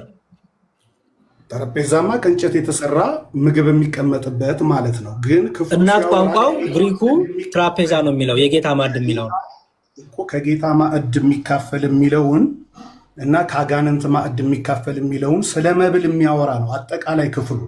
አይ ትራፔዛ ማዕድ የምትለዋል። ቆይ ፓስተር ያውለት ጥያቄ አሁን የክፍሉን እንኳን አይደለም የጠየቁኝ የነበረው፣ በጠየቁኝ ልክ መልክ ነው የመለስኩሎት። ክፍሉ ላይ የጌታ ማዕድ የሚለውን ትራፔዛ ነው የሚለው እናት ቋንቋ። ትራፔዛ የሚለውን ደግሞ የእናት ቋንቋን ፍቺ ደግሞ ስናየው ምን ይላል? ይኸው ኤ ቴብል ኦር ስቱል፣ ይኸው ትርጉሞቹን እያዩት ዳይኒንግ ቴብል፣ ዳይኒንግ ቴብል እያለ ነው የሚያስቀምጠው። ስለዚህ ትራፔዛ የሚለው ሲለን መምህር አሁን ያ ክፍል ኮንቴክስቹዋል ኢንተርፕሪቴሽን አለን አደለ? ሁልጊዜ አንድን መጽሐፍ አንድን ክፍል ኮት አድርገን ቃሉን ከመፍታታችን በፊት ኮንቴክስቹዋል ኢንተርፕሪቴሽን አለን። ከዛ በኋላ እንደገና ደግሞ አንዷን ቃል ወስደን በተለያየ አይነት በተጻፈበት ቋንቋም አሁናዊውንም ቋንቋ አንድ ላይ አድርገን እንተረጉምና ተግባቦትን እናለን። አንደኛ ቆሮንቶስ 10 ላይ የተጻፈው ስለ ማዕድ ስለመካፈል እንጂ ጠረጴዛ ስለመካፈል አይደለም። ስለ ማዕዱ ነው የሚያወራው። የጌታን ማዕድ የጋንንትን ማዕድ እያለ ነው የሚያወራው እንጂ ጠረጴዛውን አይደለም ሜን ኮንሰፕት ያደረገውና ያንን ቴብል የሚለው ነገር ቴብል ስታንድስ ፎር ፉድ በክፍሉ የጌታ ማዕድ ምን ላይ ነው የሚቀርበው? የሚቀርብበትን አይደለም እያወራ ያለው። የጠየቁት ፓስተር የጌታ ማዕድ ምን ላይ ነው የሚቀርበው? በማናቸውም አይነት መንገድ ሊቀርብ ይችላል። በጠረጴዛ ሊቀርብ ይችላል፣ በእጅ ሊቀርብ ይችላል። እንደየሁኔታው ባለው ነባራዊ ሁኔታና ሁኔታው በፈቀደው ነገር ነው የሚቀርበው። እዚህ ጋር እናት ቋንቋው ትራፔዝ ያለው ምኑን ነው? ስለ ጠረጴዛው ሲያወራ ስለ ጠረጴዛው ሊነግረን ፈልጎ ስለሚቀርብበት ነገር ሳይሆን የቀረበው ይቅርታና ጥያቄ እኔ ጥያቄ ትራፔዛ የሚለው ምኑን ነው ያልኩት? ጠረጴዛ እናት ቋንቋው ነገር የለውም። እናት ቋንቋው የጌታን ተረጉመው ወይንስ ኮንቴክስቱ ጳውሎስ ሊያወራ የፈለገው ክፍሉ ላይ ሊናገር የፈለገውን እሱን ነው የምናስበው። እኔ መጀመሪያ ስፈታ መጀመሪያ እናት ቋንቋው ምን ብሎ ተጠቀመው ብዬ ነው የምጀምረው። እናት ቋንቋው ምን ብሎ አስቀመጠው፣ ምን ብሎ ፈታው። ከዛ በኋላ ደግሞ ኮንቴክስቹዋል ፍቹ ደግሞ ስለምን ያወራል። ምክንያቱም እናት ቋንቋው የተጠቀመውን ነገር እኔ አጥፍቼ ሰርዤ ሌላ ነገር አልሰጠውም። ምክንያቱም እናት ቋንቋው ትራፔዛ ብሎ አስቀምጦታል አይደል? መቼም ከእናት ቋንቋ በላይ አንሆንም። እናት ቋንቋው ትራፔዛ ይለዋል። ሀሳብ ጨርሳ ፓስተር ይቀርታል። መጀመሪያ ከኮንቴክስቱ አይደለም ወይ የምንነሳው? እንደ መጽሐፍ ቅዱስ አስተማሪዎች ቃላቱን ሳናቅ ነው ወደ ኮንቴክስቱ የምንገባው። ቃላት ጋር የምንሄደው በሁለተኛ ደረጃ ነው። ስለምንድን ነው ጀነራል ኮንቴክስቹዋል ኮንሰፕቱ ስለምንድን ነው የሚያወራው ብለን ካወራን በኋላ የቸገረን ክፍል ካለ ለሱ ፍቺ የቃላት ፍቺ እንፈልግለታለን። መጀመሪያ ላይ ግን አጠቃላይ ክፍሉ የሚያወራው ነገር ስለ ማዕድ ነው። የክፍሉ ዋነኛ ሐሳብ የተናጋሪው ዋነኛ ሐሳብ ምንድን ነው? ስለ ጠረጴዛ ነው ሊያብራራልን የፈለገው ወይንስ ስለ ማዕድ ነው ሊያብራራልን የፈለገው ብለን መጽሐፍ ቅዱሱን መጀመሪያ በመጽሐፍ ቅዱሱ ቃላቶች እንፈተዋለን። ልክ ቅድም እንደተናገርኩት መዝሙር 23 ላይ ወስጄ ዩ ፕሪፔርድ አ ቴብል ቢፎር ሚ ሲል ጠረጴዛ አመጣህና ሰጠኸኝ አዘጋጀህልኝ ሊል አይደለም። ማዕድ ነው፣ ቴብል ነው። እዛም ላይ የተጠቀመው መዝሙር 23 ላይ እናት ቋንቋ ምን ብሎ የተጠቀመው? ይቅርታ ፓስተር፣ ማዕድን አዘጋጀህልኝ። አይ እናት ቋንቋው አሁን እናት ቋንቋው ምን ብሎ ነው የመዝሙር ላይ የተጠቀመው? ሌው ብዬ በፊቴ ማዕድን ገበታን አዘጋጀህልኝ። ኖ እናት ቋንቋ ነው ያልኩት። አማርኛውማ ገበታ ይላል፣ ታቦት ይላል፣ የተለያዩ እንትኖች አሉት። እናት ቋንቋው ምን ብሎ አስቀምጠው ነው? ያ ክፍል ላይ ቼክ ላድርገው። እሱን ቼክ ማድረግ ይቻላል። ኮምፒውተር ልከፍት ነው። ችግር የለውም ልከፍት ነው። እሺ ይኸው ሳልም 23:5 ላይ you prepared የሆነ አንድ የሚዩት አድርጉልን።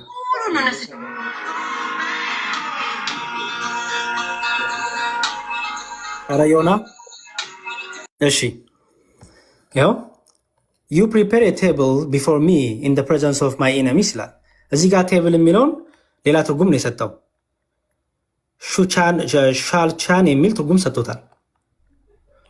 ቅዱስ ጳውሎስ ጋር ሲመጣ ግን ትራፔዛ ብሎ ነው ያመጣው። እናት ቋንቋው የጌታ ጠረጴዛ ወይም ሆሊ ቴብል ብሎ ነው ያስቀመጠው፣ ትራፔዛ ብሎ። የመዝሙረ ዳዊት ላይ ያለው እናት ቋንቋ ደግሞ ሌላ ትርጉም ነው ያስቀመጠው። ሁለቱን ቃላቱን ሳንረዳ ኮንቴክስቹዋል ፍቹ ላይ ከገባንማ ጨፍልቀን ቃላቱን ማይለውን ነገርም ጠቅልለን ልንፈታ ሊሆን ነው። ምክንያቱም በመዝሙረ ዳዊት ላይ የሰጡኝ በፊቴ ገበታን አዘጋጀልኝ የሚለውን በዚህ በእናት ቋንቋ ይፈተዋል። በአዲስ ኪዳን ስንመጣ ደግሞ የጌታ ማዕድ የሚለውን ደግሞ ትራፔዛ ወይም ሎርድስ ቴብል ብሎ ይፈተዋል። ስለዚህ እነዚህ ቃላቶች እናት ቋንቋው በተለያየ ቃል ከተጠቀመው እናት ቋንቋን ሳንፈታ ኮንቴክስቹዋል ፍቺ ካለንማ እናት ቋንቋን ሚስ አድርገነው የራሳችንን ነገር ፈተን እናት ቋንቋ ከሚፈታው ውጭ ልንፈታ ነው ማለት ነው። ስለዚህ ሁለቱን እስቲ ያስማሙልኝ ፓስተር። እዚህ ጋር ትራፔዛ ያለውና እዚህ ጋር ደግሞ በሌላ እናት ቋንቋ የጠቀመው ምንድነው ልዩነቱ? ቴንክ ዩ ሶ ማች። ሁለቱም ላይ አንደኛ ቆሮንቶስም ላይ ሲያወራ መዝሙረ ዳዊትም ላይ ሲያወራ የተናገረው ነገሩ ስለሚቀርብበት ማቅረቢያው ጉዳይ ሳይሆን ስለምንካፈለው ማዕድ ነው። የመዝሙረ ዳዊትም የአንደኛ ቆሮንቶስም። ስለዚህ ኮንቴክስቱ አጠቃላይ ስለ መብል እያወራ እኛ ጠምዝዘ ነው ፎከስ አድርገን ያንን ክፍል ዋና ሀሳብ ባልሆነው ማቅረቢያው ወይም ቴብሉ ላይ ወይም እንጨቱን ልተርጉምህ ብንለው ተናጋሪው ስለ እንጨቱ እያወራ አይደለም፣ ስለ ቴብሉ እያወራ አይደለም። ሰው ተናጋሪው እያወራ ያለው ስለ ማዕድ ነው። አጠቃላይ አንደኛ ቆሮንቶስ የጌታን ስጋና ደም ስለመካፈል አጠቃላይ ያንን አንድ የምንሆንበትን ማህበርተኛ የምንሆንበትን ኮንሰፕት ነው። ማህበርተኛ የምንሆነው የአጋንንትን ማዕድን በመካፈል ነው። እዛው ጋር ለምን የአጋንንት መሰዊያ ይላል? ከአጋንንት መሰዊያ ተካፋዮች ሆነን ስፒሪቱን ሼር እናደርጋለን ማዕዱን ስንካፈል ነው እያለ ያለው እንጂ ጠረጴዛውን ስንካፈል አይደለም። ኮንሰፕቱ ይሄ ከሆነ ሁለቱም ላይ ዋናው ፎከሱ ጠረጴዛ ወይም ቴብል ስታንድስ ፎር ሳክሪፋይስ ቦዝ ፓርት። እዛም ዳዊትም ማዕድን አዘጋጀህልኝ በፊቴ ሲል ወይም ገበታን አዘጋጀህልኝ ሲል ስለ እንጨቱ ሊያወራ የጠረጴዛውን አይነት ሊያወራ ሳይሆን በጠላቶቼ in the midst of my enemies you prepared a table before me in the midst of my enemies ሲል ያንን ክፍል ጠረጴዛ በጠላቶቼ ፊት አዘጋጀህልኛል። ስለ ማዕዱ ነው የሚያወራው። ሁለቱም ቦታ ላይ ያለውን ክፍል ጀነራል የኮንቴክስቹዋል ኢንተርፕሪቴሽን ከሰጠን በኋላ የቸገረን ጉዳይ ካለ ነው ወደ አንድ የቃል ፍቺና ትርጓሜ የምንሄደው በመጽሐፍ ቅዱስ አፈታት። ይሄንን ነው ልል የፈለኩት። መዝሙረ እሺ በደንብ እንደሰማሁት በደንብ ይስሙኝ። ምክንያቱም አሁንም እኔ ኮንቴክስቹዋል ፍቹ የዚህ ክፍል ስለ ክርስቶስ ክቡር ስጋ ክቡር ደም እንደሚያወራ ይህን ሁሉ ማንም አይጠፋውም። አሁን እየጠየቅኩት ያለሁት ቅዱስ ጳውሎስ በዚህ በመልእክቱ ላይ ትራፔዛ ብሎ ያስቀመጠው ምኑ ነው? ጥያቄ አሁን ትራፔዛ ተብሎ ሪፕሬዘንት የተደረገው ወይም ሎርድ ኦፍ ቴብል የተባለው የጌታ ጠረጴዛ የተባለው ወይም ትራፔዛ የተባለው ምኑን ነው? ይህ ትራፔዛ የተባለው የጌታ ስጋና ደም ነው ፓስተር? በማቅረቢያ ካለ ጠረጴዛ በጠረጴዛ ላይ ይቀርባል፣ ከሌለ በእጅ እንካፈላለን። ይሄ ነው ያለው። ምንም ማዕድ ነው፣ የማዕድ ጉዳይ ነው። እኔ እኮ የጠየኩት በምን ይካፈላሉ እኮ አይደለም ፓስተር። በዚህ ክፍል ላይ ትራፔዛ የተባለው የጌታ ጠረጴዛ የተባለው ወይም ሎርድስ ቴብል የተባለው ወይም ትራፔዛ የተባለው ይሄ የጌታ ስጋና ደም ነው ወይስ ምንድን ነው? ይሄ ማቅረቢያው ነው አይደል? ትራፔዛ የተባለው የቀረበበት ማቅረቢያው ጠረጴዛው ማለት ነው። ጠረጴዛው በጣም ጥሩ ኦኬ። ስለዚህ ይሄ ማቅረቢያው የጌታ ጠረጴዛ ይባላል ወይም ሎርድስ ቴብል ወይም ሆሊ ቴብል ይባላል አይደል? በጣም ጥሩ። በዚህ ጠረጴዛ በዚህ በጌታ ጠረጴዛ በሚለው ወይ ደግሞ ትራፔዛ በሚለው ወይም በዚህ በመንፈሳዊው በጌታ ጠረጴዛ ርሰኸው ከዛ በኋላ በወስድ ይሻለኛል። እሺ አይ እኔ እኮ ምንም ደጋግመን ሳይክል እንዳንሰራ ኮንቴክስቹዋል ፍቹ ስለ ጌታ ስጋና ደም ስለ መብላት ስለ መጠጣት እየተነገረ ነው ብለን ኦኬ። ግን ደግሞ የጌታ ስጋና ደም ግን በምንድን ነው ምን ላይ ነው የሚዘጋጀው ምን ላይ ነው የሚቀርበው የሚለውንም ትራፔዛ ብሎ አስቀምጦልናል። ትራፔዛ የሚለው መስዋዕቱን የሚያቀሩበት መሰዊያ አይደለም። ለምሳሌ በሌላ ክፍል ላይ ፓስተር መሰዊያ አለን ይላል ቅዱስ ጳውሎስ አይደል? መሰዊያ አለን ብሎ ያስቀምጣል። ያንን መሰዊያ ነው አለን ብሎ የሚያስቀምጠው ትራፔዛ የሚለው ወይስ ምኑን ነው? እና ትራፔዛ የሚለውን በዛው ይፍቱልኝ ብዬ ነው። ጨርሻለሁ።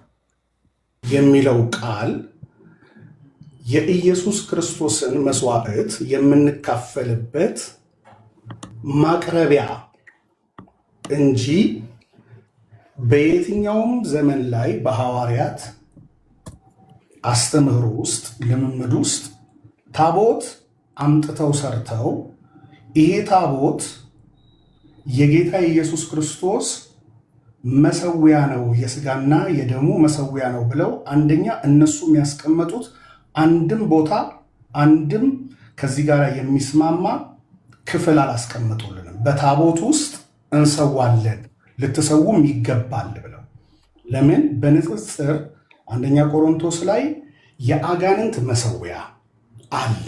ለጣዖት የተሰዋውን ሰው ሲመገብ ያ የሚሰዋበት ቦታና ስፍራ አለው። ከዚህ የተነሳ እሱን የሚካፈሉ ከአጋንንት ጋር አንድ ይሆናሉ። ከክርስቶስ ስጋና ደም ከመስዋዕቱ የሚካፈሉ ደግሞ የመሰዊያው ማህበረተኞችና ከክርስቶስ ስጋና ደም ጋር አብረው ከኢየሱስ ጋር አንድ ይሆናሉ የሚል አስተምህሮ ለማስቀመጥ የተጠቀመበት የንጽጽር ስፍራ ነው ይሄ አንደኛ ቆሮንቶስ ምዕራፍ 10። ከዛም የተነሳ አጋንንት ታቦት አለው ብለን ልክ አሁን እኛ በአባባል ደረጃ የአጋንንት ታቦት ነው ብለን ሰዎችን እንናገራለን እንደተባለው እና እርስዎ እንዳነሱት እንደዛ የሚል ቢብሊካል የሆነ አንድ ማስረጃ የለንም ለዛ ነገር። ሁለተኛው ሐዋርያት በታቦት የጌታን ስጋና ደም እንፈትታለን፣ ያም ደግሞ ትክክለኛ መሰዊያ ነው ቴብል ብለንም ያልናችሁ ከዚህ የተነሳ ነው የሚል መጽሐፍ ቅዱሳዊ ማስረጃም አልሰጡንም። በልምምዳቸውም ውስጥ አልታየም። በአንድም ሐዋርያ ልምምድ ውስጥ ይሄ ጉዳይ አልታየም እና አሁን ቴብል የምትለዋን ጠረጴዛ የምትል ቃል ነች። ስለዚህ ጠረጴዛን ደግሞ ስንፈታው የሚሄደው ታቦት ጋ ነው ብለን ራሳችን ወደዛ ጋር ለመጎተት ካልፈለግን በስተቀር ክፍሉ ስለዛ ነው የሚያወራው የሚለውን ለዛ ነው በደንብ አንድ ክፍል ላይ ወስደን አንድ ቃል ከማውጣታችን በፊት ሙሉ ሐሳብ አስበን ያንን ይዘን ነው መሄድ ያለብን ከሚል እሳቤ ነው ይህንን መሞገቻ ሐሳብ ያነሳሁት። እሺ ማለት እሺ፣ እኔ እንግዲህ ጥያቄ ጠይቄው የተነበረው እና የመለሱልኝ እውነቱን ለመናገር ከኔ ምንም አልተገናኘም። አንድ የመጨረሻ ልሞክርና ሜይ ቢ ጥያቄን ካገኙት እሺ። ከዚህ እንደዚህ ላድርግ። ፓስተር ታቦት ማለት ምን ማለት ነው አልኩት ቅድም ስጀምር። ታቦት ማለት ማደሪያ ነው። በዚህ ተስማማን? ታቦት ማለት የግዕዝ ቃል ነው። ትርጉሙ ማደሪያ ማለት ነው። ትክክል። ስለዚህ ማደሪያ ካልን ታቦት የሚለው ቃል የእግዚአብሔር ማደሪያ ለሆነም ያ የእግዚአብሔር ታቦቱ ይባላል። የሴጣን ማደሪያ የሆነ ሰው የሴጣን ታቦትም ይባላል። ምክንያቱም ታቦት የሚለው በቁሙ ትርጉም ማለት ስለሆነ ማደሪያ የሚል ትርጉም ስለሚይዝ፣ ለምሳሌ እግዚአብሔር በታቦቱ ላይ አናግርሃለሁ ስላለው ሙሴን ያንን አማርኛ ግዕዙ ሲያስቀምጠው የመጀመሪያው ግዕዝ ስለሆነ ከአማርኛው በፊት የእግዚአብሔር ማደሪያ ለማለት ታቦቱ ለእግዚአብሔር የእግዚአብሔር ማደሪያ ያን ታቦት ብለን ሰየም ነው። ስለዚህ ታቦት ማለት ማደሪያ ማለት ነው ትርጉሙ። እዚህ ላይ ተስማምተናል አይደል? ታቦቱ ለእግዚአብሔር እንባላለን።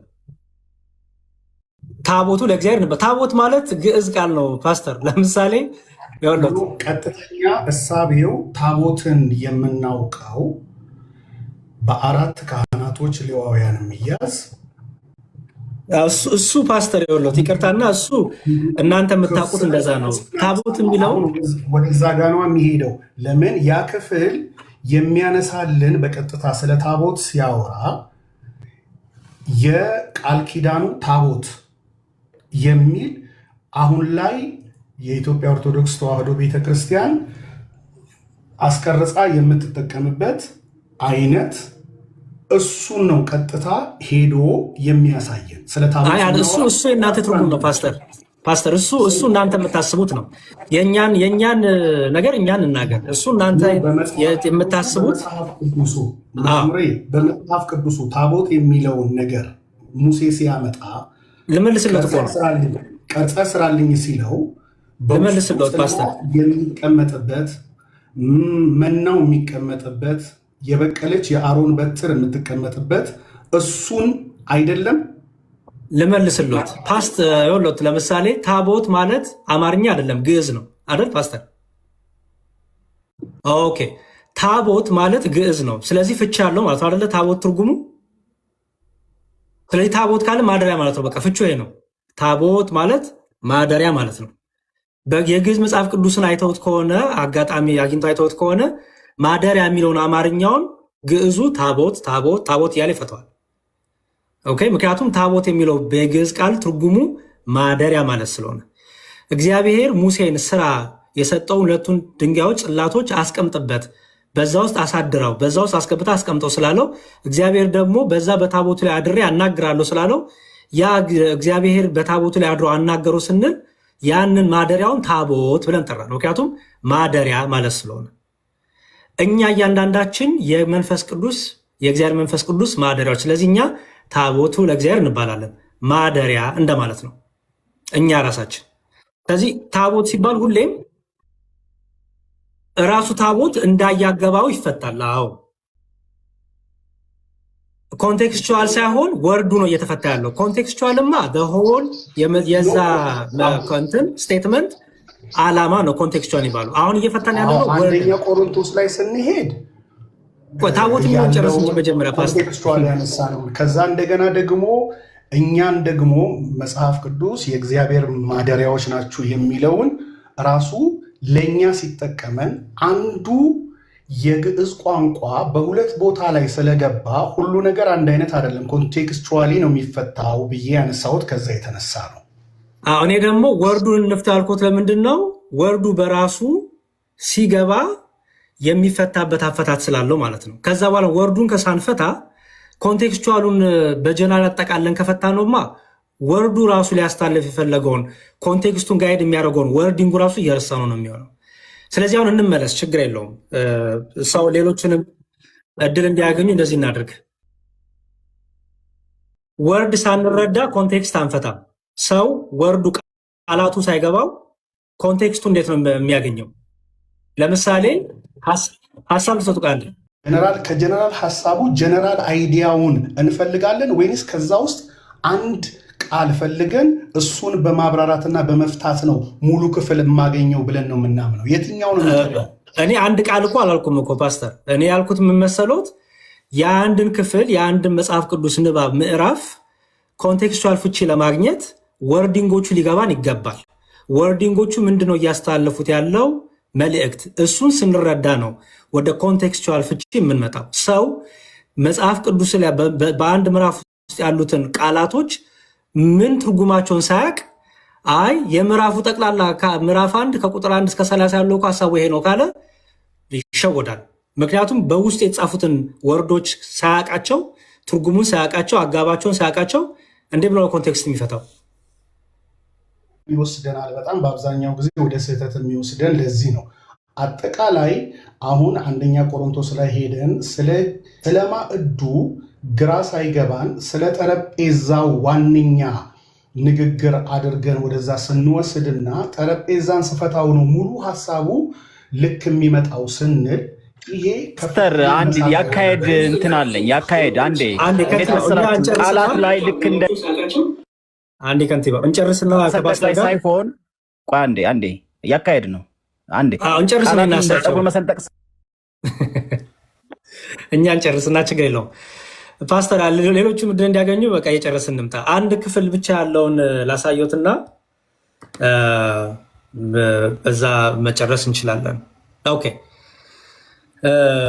እስቲ አንድ ክፍል ላሳየትና ያንን እንዴት እንዳይፈቱት ደግሞ የእርሶን አረዳድ ልስማ።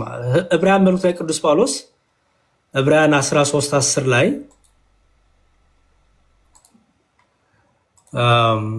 we have an altar ይላል ቅዱስ ጳውሎስ፣ ወይም መሰዊያ ያለን የሚለው ማለት ነው።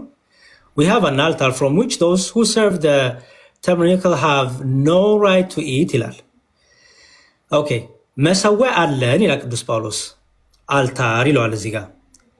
ቅዱስ ጳውሎስ መሰዊያ አለን ያለው የትኛው መሰዊያ ነው? ወይ የሉም እንዴ?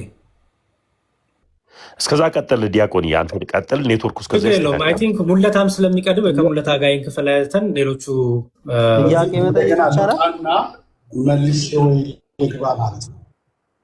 እሺ መዝሙር መጠየቅ እችላለሁ። ምናልባት ሀሳብን ከጨረስ ካልጨረስ ትጨርስ። አይ ጥያቄ ያቀረብኩኝ ነው። ጥያቄ እንድትመልስልኝ ነው። ኦኬ እኔ እንድመልስልህ ነው የፈለከው? ፓስተር ካልተመቻቸው አንድ ሰው አንተ ካልመለስክ ሌላ ሰው እንዲመልስልኝ ማድረግ እችላለሁ። እችላለሁ። ቀጥል። አይ እኔ ጥያቄ አለኝ መልስልህና ወደ ጥያቄ እሄዳለሁ። ጥያቄ ምንድን ነው? መሰዊያ ያለን የሚለው ቅዱስ ጳውሎስ መሰዊያ ያለን ያለው እዚህ። ኦኬ እሱን በኮንቴክስቱ መሰረት ማየት ይኖርብናል። መሰዊያ ያለን ብሎ ስል ምን ማለት ነው፣ መስዋዕቱስ ምን ማለት ነው የሚለውን ነገር በዛው ማውራት እንችላለን። አንተ ግን ከዛ በፊት መሰዊያ ያለን ብሎ ሲል መስዋዕትም እንደሚቀርብ እዛ መጽሐፍ ቅዱስ ይናገራል አይደል? መልስልኛ። እኔ ለምን ትጠይቀኛለህ? ጨርስልኝና ከዛ በኋላ እንጠይቀኛለህ። አሁን ጥያቄን እያቀረብኩ ስለሆነ መልስልኝ። ኦኬ እኮ መሰዊያው የሚለው በዛ ቦታ ራሱ ክርስቶስን ነው መሰዊያው ማለት ነው። መሰዊያ ያለን ያለው ክርስቶስን ነው። አዎ ኢየሱስን ማለት ነው። ኢየሱስን ነው። እሱ እንዴት እንደሆነ እኔ በኮንቴክስቱ ይሄን መልሽልሃለሁ። ለአንተ ግን በዚሁ አልመለስክ። ቆይ እንዴ ሙለታ እንደዚህ ብሎ ነገር አለ እንዴ? ምን ሆናል? ቆይ እንጂ መቼ መለስክልኝ? በኋላ መልስልሃለሁ ትለኛለህ እንዴ? መለስኩልህ እኮ ይኸው ኢየሱስ ማለት መልስ አልመለስክልኝ እኮ። ቆይ ልጠይቅ ድጋሚ። ቆይ በኋላ በእጅህ አስቀምጠህ ያስከውን መልስማ አልመልስልህም እኮ እኔ መልስልኝ። እኔ መልስ መቼ ታውቋለህ? እኔ መልስ ሙለታዬ ወንድሜ አንተ መልስ መልስልኝ። የኔ ጥያቄ እሺ ወይ በቃ ከፓስታ ጋር ያንተን መልስ ይሄ ጠረጴዛውን እንድልህ ነው። አንተ እኔ በለኝ እኮ አላልኩም ሙሌ። ለምን እንደዛ ታስባለህ? የአንተን ትምህርት እኮ ንገረኝ አልኩት እኮ። እኔ መልሱ ኢየሱስ ነው እዚህ ጋር የተባለው ያለው። ኢየሱስ እንዴት እንደተባለ በኮንቴክስቱ አስረዳለሁ። አስረዳኛ መጀመሪያ። ቆይ አንዴ ሙሌ ፕሊዝ። ይኸውልህ የሚለው መሰዊያ አለ። ጥያቄውን ለምን አልፈለግከውም እንዳቀርበው? ጥያቄ መች ጨረስኩ እኔ እንዴ? ለእኔ ያመጣሁትን ጥያቄ ጠይቀኛል እንዲመልሰ ሙሌ። አይ እኔ መልሼ እሺ ቀጥል፣ ችግር የለውም መልሼአለሁ፣ ቀጥል። እሺ መሰዊያ አለን አይደለ? መሰዊያ አለን ይላል። we have an altar from which those who serve the temple have no right to eat ይላል። ድንኳኑን የሚያገለግሉ የመብላት መብት የላቸውም ይላል። ከዛ ከመሰዊያው ላይ አይደል? እሺ ቀጥል። እሺ ከተሳሳው ትርጉም ታስተካክላለህ። ከመሰዊያው ላይ ድንኳኑ የሚያገለግሉ ከዛ መሰዊያ ላይ መብላት አይችሉም ይላል። አሁን አንተ ምን አልከኝ? ያ መሰዊያው ክርስቶስ ነው አልከኝ። ክርስቶስ ከሆነ መሰዊያው መስዋዕቱስ ማን ነው? ኦኬ በጣም ቆንጆ። እሱ ነው እኔ ጥያቄ መስዋዕቱ ምንድነው ነበረ የነበረው። አንተ መስዋዕቱን ካልነገርከኝ እኔ እነግርሃለሁ። አንተ ግን መስዋዕቱ ምን እንደሆነ ነው የምትነግረው። እዚህ ጋር ምንድነው መስዋዕቱ አንተ ብለህ የምታስበው? ሙሌ መልስልኝና ጨርስና ፕሊዝ፣ ከዛ ወደ እኔ እንመጣለን። እሺ የኔን መልስ መስዋዕቱ እዚሁ ክፍሉ ላይ ያነበብን መስዋዕቱ ምን እንደሆነ ላንብብልህ። ይኸው ክፍሉ ይናገራ። ምን ችግር አለው? መስዋዕቱ ምን እንደሆነ መሰዊያውና መስዋዕቱን ሁለቱንም አንድ ላይ አድርገን እኮ መስዋዕቱን ላነብልህ ነው ወንድም ያሬድ፣ ላነብልህ ስለሆነ ክፍሉ ይመልሳል። ይኸው እያወጣሁ ስለሆነ ሃርድ ኮፒ ስለሆነ እያወጣሁ ነው። ላንብብልህ። ማውጣልህ መጽሐፍ ቅዱስ ወይስ? እኔ አወጣሁ። ትንሽ ትዕግስት ብቻ ነበር የምጠይቀው። ይኸው አውጥቻለሁ። ችግር የለውም። ምን ይላል እዚህ ጋር ማለት ነው ከቁጥር ከሰባት ሌሎቹንም እየከለከልን ስለሆነ እኔና ሙለታ ብቻ ጨርስና ከዛ ሌሎቻችሁ ትገባላችሁ። ምንም ችግር የለውም። መስዋዕቱ ምን እንደሆነ እዚህ ጋር አንብብልህ። ምን ይላል መሰለ መስዋዕቱ በመዝሙር ያሬድ። እኔ እርስዎን ስለማከብር ይህንን ነው። ቆይ አንዴ እኔ ቀድሜ ያለው እኮ በነገራችን ላይ ቀድሜ ያለው አዳምጠኝ። ቆይ መዝሙር ያሬድ አንዴ ሌሎቹን አስቁመንማ ከንቲባ አትቀጥልም። ተመስገንን አሳርፈው። እኔ አንተ ስላለ ነው ዝም ያልኩት። እያስወረደኝ ነው። ስለ ነጠላ አይወራም። ይሄድና ነጠላ ክርስትና የተነሳውባት ናት እልል በሉ። እዚህ እኮ የምናወራው እኮ ስለ ባይብሊካል ኖሌጅ ቤዝድ ነገር ነው። ስለዚህ ከንቲባው እሺ፣ አሁን የተሻለውን ነገር መጽሐፍ ቅዱስ እያወራን ስለሆነ እዛ ላይ ብቻ ፎከስ እናድርግ። እሺ ሙለት አቀጥል። ኦኬ እሺ ጥሩ። እንግዲህ ምን ይላል?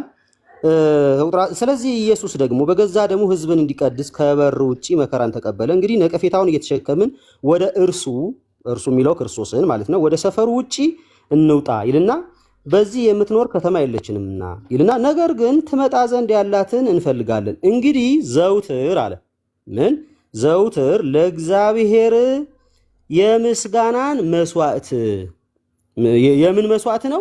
የምስጋናን መስዋዕት ማለት እና ለስሙ የሚመሰክሩ የከንፈሮችን ፍሬ በእርሱ በመሰዊያችን በክርስቶስ ማለት በእርሱ እናቅርብለት ይላል። ስለዚህ ማን ያለው እንደዛ? በእርሱ ሙሌ ይቅርታና የጠየቁ ጥያቄ ቁጥር 10 ላይ ያለውን የጠየቁ አይደል? ቆይ እኮ እንዴ ቁጥር 10 ላይ ያለው ከ12 ከ13 ከ14 ከ15 ከ16 የተለየ ሐሳብ የለውም። 10 ሳትፈታ ነው እንዴ ከ13 ጀምሮ ወደ ላይ ወደ ኋላ የምትፈታው? ቆይ መዝሙር ጠየቀኝ አይደለ? መስዋዕቱ ምንድነው አልከኝ። ቆይ ሙሌ ይኸውልህ መስዋዕቱ ነበረ ጥያቄ አልነበረም።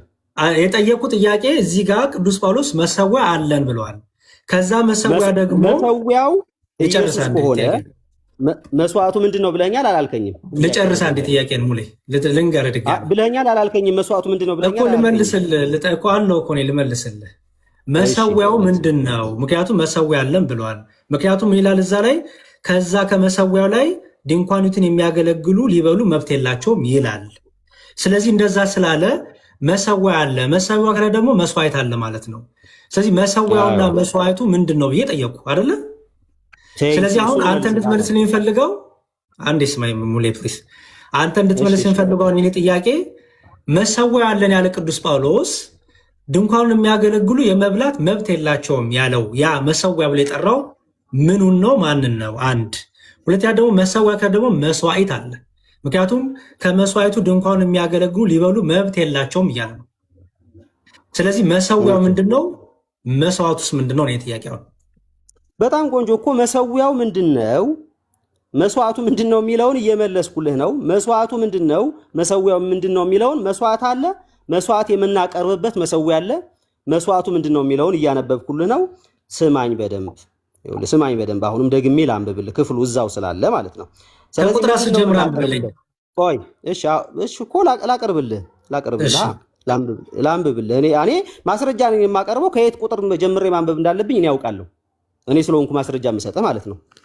እኔ ለምሳሌ ግን ጥያቄ እኔ ቁጥር 10 ጀምሮ ስለሆነ ጥያቄንም ኢንክሉድ አድርጋ አንብብልኝ። እሺ እኮ ከጥያቄህ ጀምሮ በኮንቴክስቱ መሰረት እዚህ ክፍል ላይ ዕብራውያን 13 ላይ ሳልወጣ እዚሁ እነግርሃለሁ ማለት ነው ከጥያቄ ጀምሮ። ስለዚህ መሰዊያ አለን ብሏል። ከዛ መስዋዕት አለ። መስዋዕቱ ምንድነው? ራሱ እዚሁ ሲናገር ምን አለ? እንግዲህ ነቀፌታውን እየተሸከምን ወደ እርሱ ወደ ሰፈር ውጪ እንውጣ፣ በዚህ የምትኖር ከተማ የለችንም ካለ በኋላ ነገር ግን ትመጣ ዘንድ ያላትን እንፈልጋለን ካለ በኋላ እንግዲህ ዘውትር ለእግዚአብሔር የምስጋናን ምንድን መስዋዕት የምስጋናን ምንድን መስዋዕት ከዛ በኋላስ ማለት አለ መስዋዕቱ የምስጋናን መስዋዕት ማለት ምን ማለት ነው የሚለውን ሲያብራራ ማለት ብሎ ይቀጥልና ለስሙ የሚመሰክሩ የከንፈሮችን ፍሬ ይልና በማን እናቀርብለት አለ? በእርሱ እናቀርብለት። ስለዚህ ይሄንን ነው የኔ መልስ። ይሄንን መስዋዕቱ ምስጋና ነው እያልክ ነው? የስ እኔ አይደለሁም ያልኩት። ስለዚህ መስዋዕቱ ምስጋና ነው። እሺ አንዴ ሙሌ ምስጋና መስዋዕት አለ። ያ እሺ። ስለዚህ መስዋዕቱ ምስጋና ነው፣ መሰዊያው ደግሞ ኢየሱስ ነው። አዎ በኢየሱስ። ስለዚህ ምስጋናው የሚሰዋው ኢየሱስ ላይ ነው። በኢየሱስ እኮ ነገርኩህ እኮ። አዎ በኢየሱስ ስም ምስጋና እናቀርባለን። መሰዊያው እኮ ክርስቶስ ነው አልከኝ እኮ። ማቅረቢያችን መሰዊያው ኦልሬዲ ምስጋና ነው። ምስጋናው በመስዋዕት ነው። መስዋዕቱ በመሰዊያ አድርገን እናቀርባለን። ማቅረቢያችን ምስጋና ማቅረቢያችን ኢየሱስ ነው። ለዚህ ማረጋገጫ ከፈለክ በጌታ በኢየሱስ ስም እግዚአብሔር አብን አመስግኑ ብሎ በግልጽ መጽሐፍ አዞናል። በጌታ በኢየሱስ ክርስቶስ ምስጋና እናቀርባለን። በጌታ በኢየሱስ ክርስቶስ ስም ለእግዚአብሔር ክብርን እናቀርባለን። ስለዚህ መሰዊያችን ነው። በክርስቶስ ደግሞ እኛ መስዋዕታችንን እናቀርባለን። ድንኳኑን የሚያገለግሉ ለመብላት መብት የላቸው የሚለው ምስጋና ነው። ኦኬ፣ እሱ ሌላ ኮንቴክስት ነው። አንድ ለምን ተውከውና ፈታው? እሱን ሙሌ አንድ ላይ አድርገህ ፍታው እንጂ ምክንያቱም ጨርስልህ ሙሌ ምን ይላል? ለዚህ ነው ቁጥር 10 አንብብ ያልኩህ። ለዛ ነበር አንተ ዘላ ነበብካት። ይኸው ሙልዬ መሰዊያ አለን ካለ በኋላ ከእርሱም ሊበሉ ይላል። ከመሰዊያው ሊበሉ መሰዊያ አለን ከእርሱም ሊበሉ። ከምኑ ላይ? ከመሰዊያው ሊበሉ አይደለም የሚለው። እርሱ የተባለው ምንድን ነው? እዚህ ጋር ሙሌ እዚህ ጋር እያወራ ያለው ምን እያነጻጸረ ነው ስንል ከላይ ጀምሮ ስናነበው አንድ ነገር እያነጻጸረ ነው። ሙሌ ጥያቄ ልመልስልህ ነው። አንዴ ስማኝ። ጥያቄ መሰዊያ አለን ብሎ እርሱም ያለው ምኑን ነው? እዚህ ጋር ንገረኝ። የቱን? እርሱም የተባለው ምንድን ነው? እዚህ ጋር መሰዊያ አለን ካለ በኋላ ከእርሱ ሊበሉ የሚለውን ቆይ፣ እርሱም የተባለው ምንድን ነው? ሙሌ ሊዲንግ ኮስችን ኢንተርቪው እያረከኝ ላውራል፣ በስርዓት ላንብብልህ እና እርሱም የተባለው ምንድን ነው? ሙሌ በጣም ቀላል ጥያቄ ጠየቅኩህ ወንድም አለ። አዎ ከባድ እንደሆነ አድርገህ እያሰብክ ነው እንጂ ቀላል ነው። እኔ ከባድ አላልኩም፣ ቀላል ነው ያልኩት እኮ ሙሌ እኮ ቀላል ነው። ቆይ ላውራ እያልኩ ነው። ላውጣና ላንብብልህ፣ እንዲሁም በዚህኛው መጽሐፍ ላውጣና ይኸው ያውጥቼ በቪዲዮ እያነበብኩ ላሳየህ። ጥያቄ እኮ እርሱ የተባለው ምንድን ነው እኮ ሙሌ እኮ መጽሐፉን እያወጣሁ ነው። ጠብቀኝ አልኩህ። እያወጣሁ መጽሐፍ ካወጣሁልህ ይኸው መጽሐፍ ከሆነ እኮ አውጥቼልሃለሁ ሙሌ ወንድሜ። ወይስ ሌላ መጽሐፍ ነው የምታወጣው አንተ? ቆይ ስለ ትራንስሌሽን ምናልባት ካላወቅ አንዳንድ ነገር ስለ ትራንስሌሽን እነግርሃለሁ። እሺ አውጣው፣ ትራንስሌሽንን አውጣና አሳየኝ። ችግር የለውም። በቃ እኮ እንደዛ ብለህ ተረጋጋ እኮ። ትልቁ ላይ ሆነ ክፈትና መሄድ እንደዚህ ማን ብሎ እንደተረጎመ በዛውም ታሳየኛለህ። ትራንስሌሽን ውስጥ ተገባ ማለት ነው። እኛ ግን ፓሲቭ ሆነሳ መዝሙር ያሬድ ማለት አንዳንዴ ኦዲያንስን ማክበር ጥሩ ነው። ቃላት ስንበሳ ነው። እናንተን አፖይንት ያደረጋችሁም አካል አናውቀውም። በዚህ ደረጃ ሰው እኮ ተሰላቸ። ከ3000 ወደ 1000 ወረደ እና ባካችሁ እስኪ እባክህ ተው፣ ከንቲባው ተው። ከዚህ በኋላ እንዳትመጣ። ምን አይነት ሰው እናንተን ይላል? መምህር እኮ ነው እኮ ዲያቆን መዝሙር ያሬድ። ይቅርታ ዲያቆንዬ፣ በቃ እንዳታስገባው ካሁን በኋላ ተመስገን። እንዳታስገባ እሺ፣ ተመስገን ካሁን በኋላ አይገባ። ቀጠል ዲያቆን። ይቅርታ ሙሌም ዲያቆንም አሪፍ ላይ ናችሁ። እኛ እየተማርን ነው። ሙሌ መጽሐፍ አውጣለሁ ብለዋል። እሱን ልጠብቅዬ ነው። ኦኬ ያው ያወጣው ነው። እሺ ትልቁ ላይ አድርገው። ሜይ ቢ እኔን እኔ በእንትን የለኝም ሞዴሬተር የለኝም። ካሜራ ከፍቻለሁ አይደል? ወደ አንተ ዞሯል። አዙረው እየነካሁት ነው። ኦልሬዲ አሁን ዙሯል። ትልቁ ላይ ሁን ፕሊዝ። ሶፊ አንድ ጊዜ በትልቁ አድርገው አስቸግሮኝ ነው እንትና ማን ምንድን ነው የተቸገርከው? ሙሌን በትልቁ አድርገው። እኔ እንጃ። እሺ እንዴት ነው የሚሆነው? በትልቁ አስቸግሮኝ። አዲሱን ወደኛ ትርጉም ከሆነ ያጣኸው እምቢ ካለ ሜቢ አሁን እኔም እያወጣለሁ ነው ሙሌ። እስኪ ከዚህ እያነበብክ እስኪ አሁን ጥያቄ የቱን ነው የምታነብልኝ? ምዕራፍ ስንት ነው? ዕብራውያን ነው። ከዚህ እያነበብክ ሲጠይቀኝ አንተ አንቦ እንጂ ሙለታ ያመጣኸውን በድንኳኒቱም ላምብልና ጥያቄን ከዚህ ጠይቀኛለህ። ያው በድንኳኒቱም የሚያገለግሉ ከዚህ ሊበሉ መብት ያላገኙበት መሰዊያ ያለን አለና ከዚያ ነው የሚለው። ከዛ በኋላ ከዚያ ሊበሉ መብት ያላገኙበት መሰዊያ ያለን። ኦኬ። ስለዚህ ጥያቄ ከዚያ የሚለው እዚህ ጋር ከዚያ የሚለውን ነው ማለት ነው አይደል? ከዚያ የተባለው ምንድን ነው? ኦኬ፣ በጣም ቆንጆ። ከዚያ የተባለውን እነሱ ኦልሬዲ በብሉይ ኪዳን መሰዊያ ያላቸው ኦልሬዲ ይበላሉ ማለት ነው ከመሰዊያቸውን፣ ከዛ ከእነሱ መሰዊያ ማለት ነው። ይሄ ግን እኮ አይበሉም ነው የሚለው። አይ ከራሳቸው መሰዊያ ኖ ይሄ የሚለው ይሄ የማይበሉበት መሰዊያ ነው የሚለው እኮ። የራሳቸው መሰዊያ ያላቸው ከዛ መሰዊያ ከራሳቸውማ ይበላሉ እኮ ከዚህኛ መሰዊያማ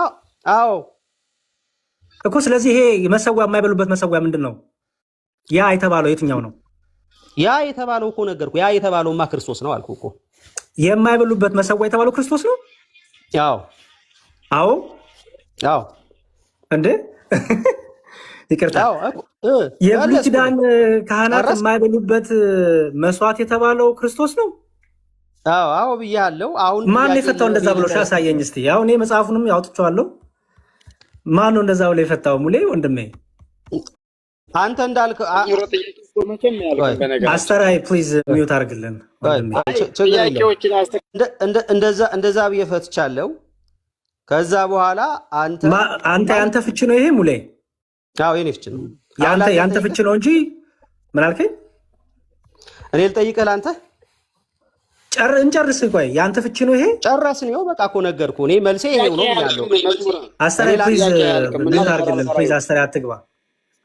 ይሄ ማለት ምን ማለት ነው? እሺ ሙሌ ወንድሜ አሁን የፈታው ፍቺ እኔ መልሼልሃለሁ። እኔ አንተን ልጠይቅህ ወይ? እኔ አንተን ስለማውቀው ነው። ብዙ ጊዜ እዛው ወደ አንተ እንድመጣ አትፈልግም። እኔ ከአንተ ጋር ብዙ ጊዜ አውርቻለሁ። እንጨርስ ስላለህ እንዲመጣብህ ስለማትፈልግ እንጨርስ ስላለህ ከዛ በኋላ ነገርየው በዛው ያልቃል ማለት ነው። አንተ እንድትጠየቅ ለምን ያልፈለከው? እኔ መለስኩ። ይሄንን ሪከርድም አድርገው ምንም በለው። የኔ ፍቺ እንደዚህ ነው። ያንተ ፍቺ ደግሞ ነው እያልኩ ነው። ያንተ ፍቺ ደግሞ እንፈትሸው እስኪ። ሪከርድ የማድረግ እንትኑም አይደለም እየተወያየን ስለሆነ ሙሌ አስተራይ ፕሊዝ አትግባ በመሀል። ኦኬ ያሬድ እኔ መለስኩልህ። ያንተ መልስ ደግሞ እንየው። እሺ አንተ የመለስክልኝ አንዴ ስማኝ ሙሌ፣ ጨርሰናል። አንተ የመለስክልኝ የራስ መልስ ነው አይደለ? የራስ ትርጉም ነው እንጂ የማንም የቤተክርስቲያን ትርጉም አይደለም። የዚህም የመጽሐፉ ራሱ ትርጉምም አይደለም፣ ያንተ ትርጉም ነው። የመጽሐፉ ትርጉም ነው እሱ። ያንተ ትርጉም ደግሞ የመጽሐፉ መሆኑን አለመሆኑን ደግሞ እንፈትሽ። የኔን ፈተሽከው እኮ ኦልሬዲ አሳየህ። ማሳየት ያለብህን ነገር በጣም ጥሩ፣ ችግር የለውም። በቃ ያንተ ያኔ ትርጉም ነው ብለሃል፣ እሱን እቀበላለሁ። እሺ ቀጥል። በቃ ያንተን እንፈትሸው። እሺ ኦኬ። መስዋዕት የተባለው በዚህ በኮንቴክስቱ መሰረት ምንድን ነው መስዋዕት የተባለው? በጣም ጥሩ፣ ከኢየሱስ ክርስቶስ ነው መስዋዕት የተባለው። ምክንያቱም የአዲስ ኪዳን መስዋዕታችን ኢየሱስ ክርስቶስ ስለሆነ። ኦኬ አሳየኝ። ምን ላሳየህ? እዚህ በኮንቴክስቱ መስዋዕታችን ኢየሱስ የሚለውን ከየት አመጣው? እኔ እኮ ትርጓሜ አለኝ። ትርጓሜ ላሳየህ። ትርጓሜ ትቀበላለህ? ኖ ትርጓሜ አይደለም። እኔ በቤተክርስቲያን ነው የምፈታው። እንዳንተ እኮ በግል ያልፈታም ነኝ። በቤተክርስቲያን ስለፈታ እኔ ከመጽሐፍ አሁን የአንተ የቤተ ክርስቲያን ፍቺ ነው ፍቺ አይደለም እኮ የኔ ጥያቄ። የቤተ ክርስቲያን ፍቺ ስህተት ስለሆነ እየተቃወሙ በምንድን ነው አንተ ስህተት ነው ብለህ መዘንከው? ሙሌ በምን ሚዛን? በራስ ሚዛን? አንተ መጽሐፉ ላይ አሳየኝ ነው ያልኩህ። እኔ ቤተ ክርስቲያን እንዴት ፈታች እሱ የኔ እኔማ ይሁን እኔ መጽሐፉ ላይ ልመልስልህ። ኮንቴክስት መሰረት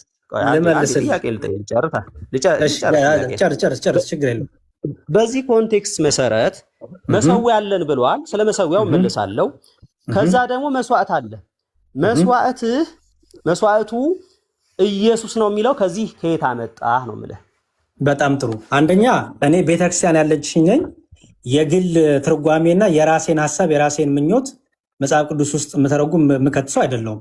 ስለዚህ የመጀመሪያው ቤተክርስቲያኔ የተረዳችበት የቀደሙት አባቶች የተረዱበት ይህን ክፍል መስዋዕት የተባለው ምክንያቱም ቅዱስ ጳውሎስ ይህ መሰዊያ አለን የተባለው ይህ መሰዊያ ላይ የድንኳኒቱ አገልጋዮች የመብላት መብት የላቸውም ይላል። ስለ ብሉይ ኪዳን መስዋዕት እያወራ ቢሆንማ ኖሮ የብሉይ ኪዳን መስዋዕት የሚያገለግሉት የድንኳኒቱ አገልጋዮችማ መብት ነበራቸው መብላት። የዚህ መሰዊያ ግን ስለ እንስሳት መስዋዕት የሚሰዋበትን እና ያን ነገር እያነሳ ስላልሆነ አንድ የሚታርጉኝ ፕሊስ። ስለዚህ መሰዊያ አለን ሲል ራሱን ጨምሮ መሰዊያ አለን፣ የአዲስ ኪዳን መሰዊያ አለን። ያ መሰዊያችን ደግሞ የኢየሱስ ክርስቶስ ስጋና ደም ያልኩ ለምንድን ነው መሰለ? በአዲስ ኪዳን ሐዋርያቱ ምንድን ነው በአልታሩ ላይ ደግሞ በትራፔዛ ላይ ልመልስልህ እንጂ ልመልስልህ ጥያቄ እሱ አይደለም የኔ ጥያቄ።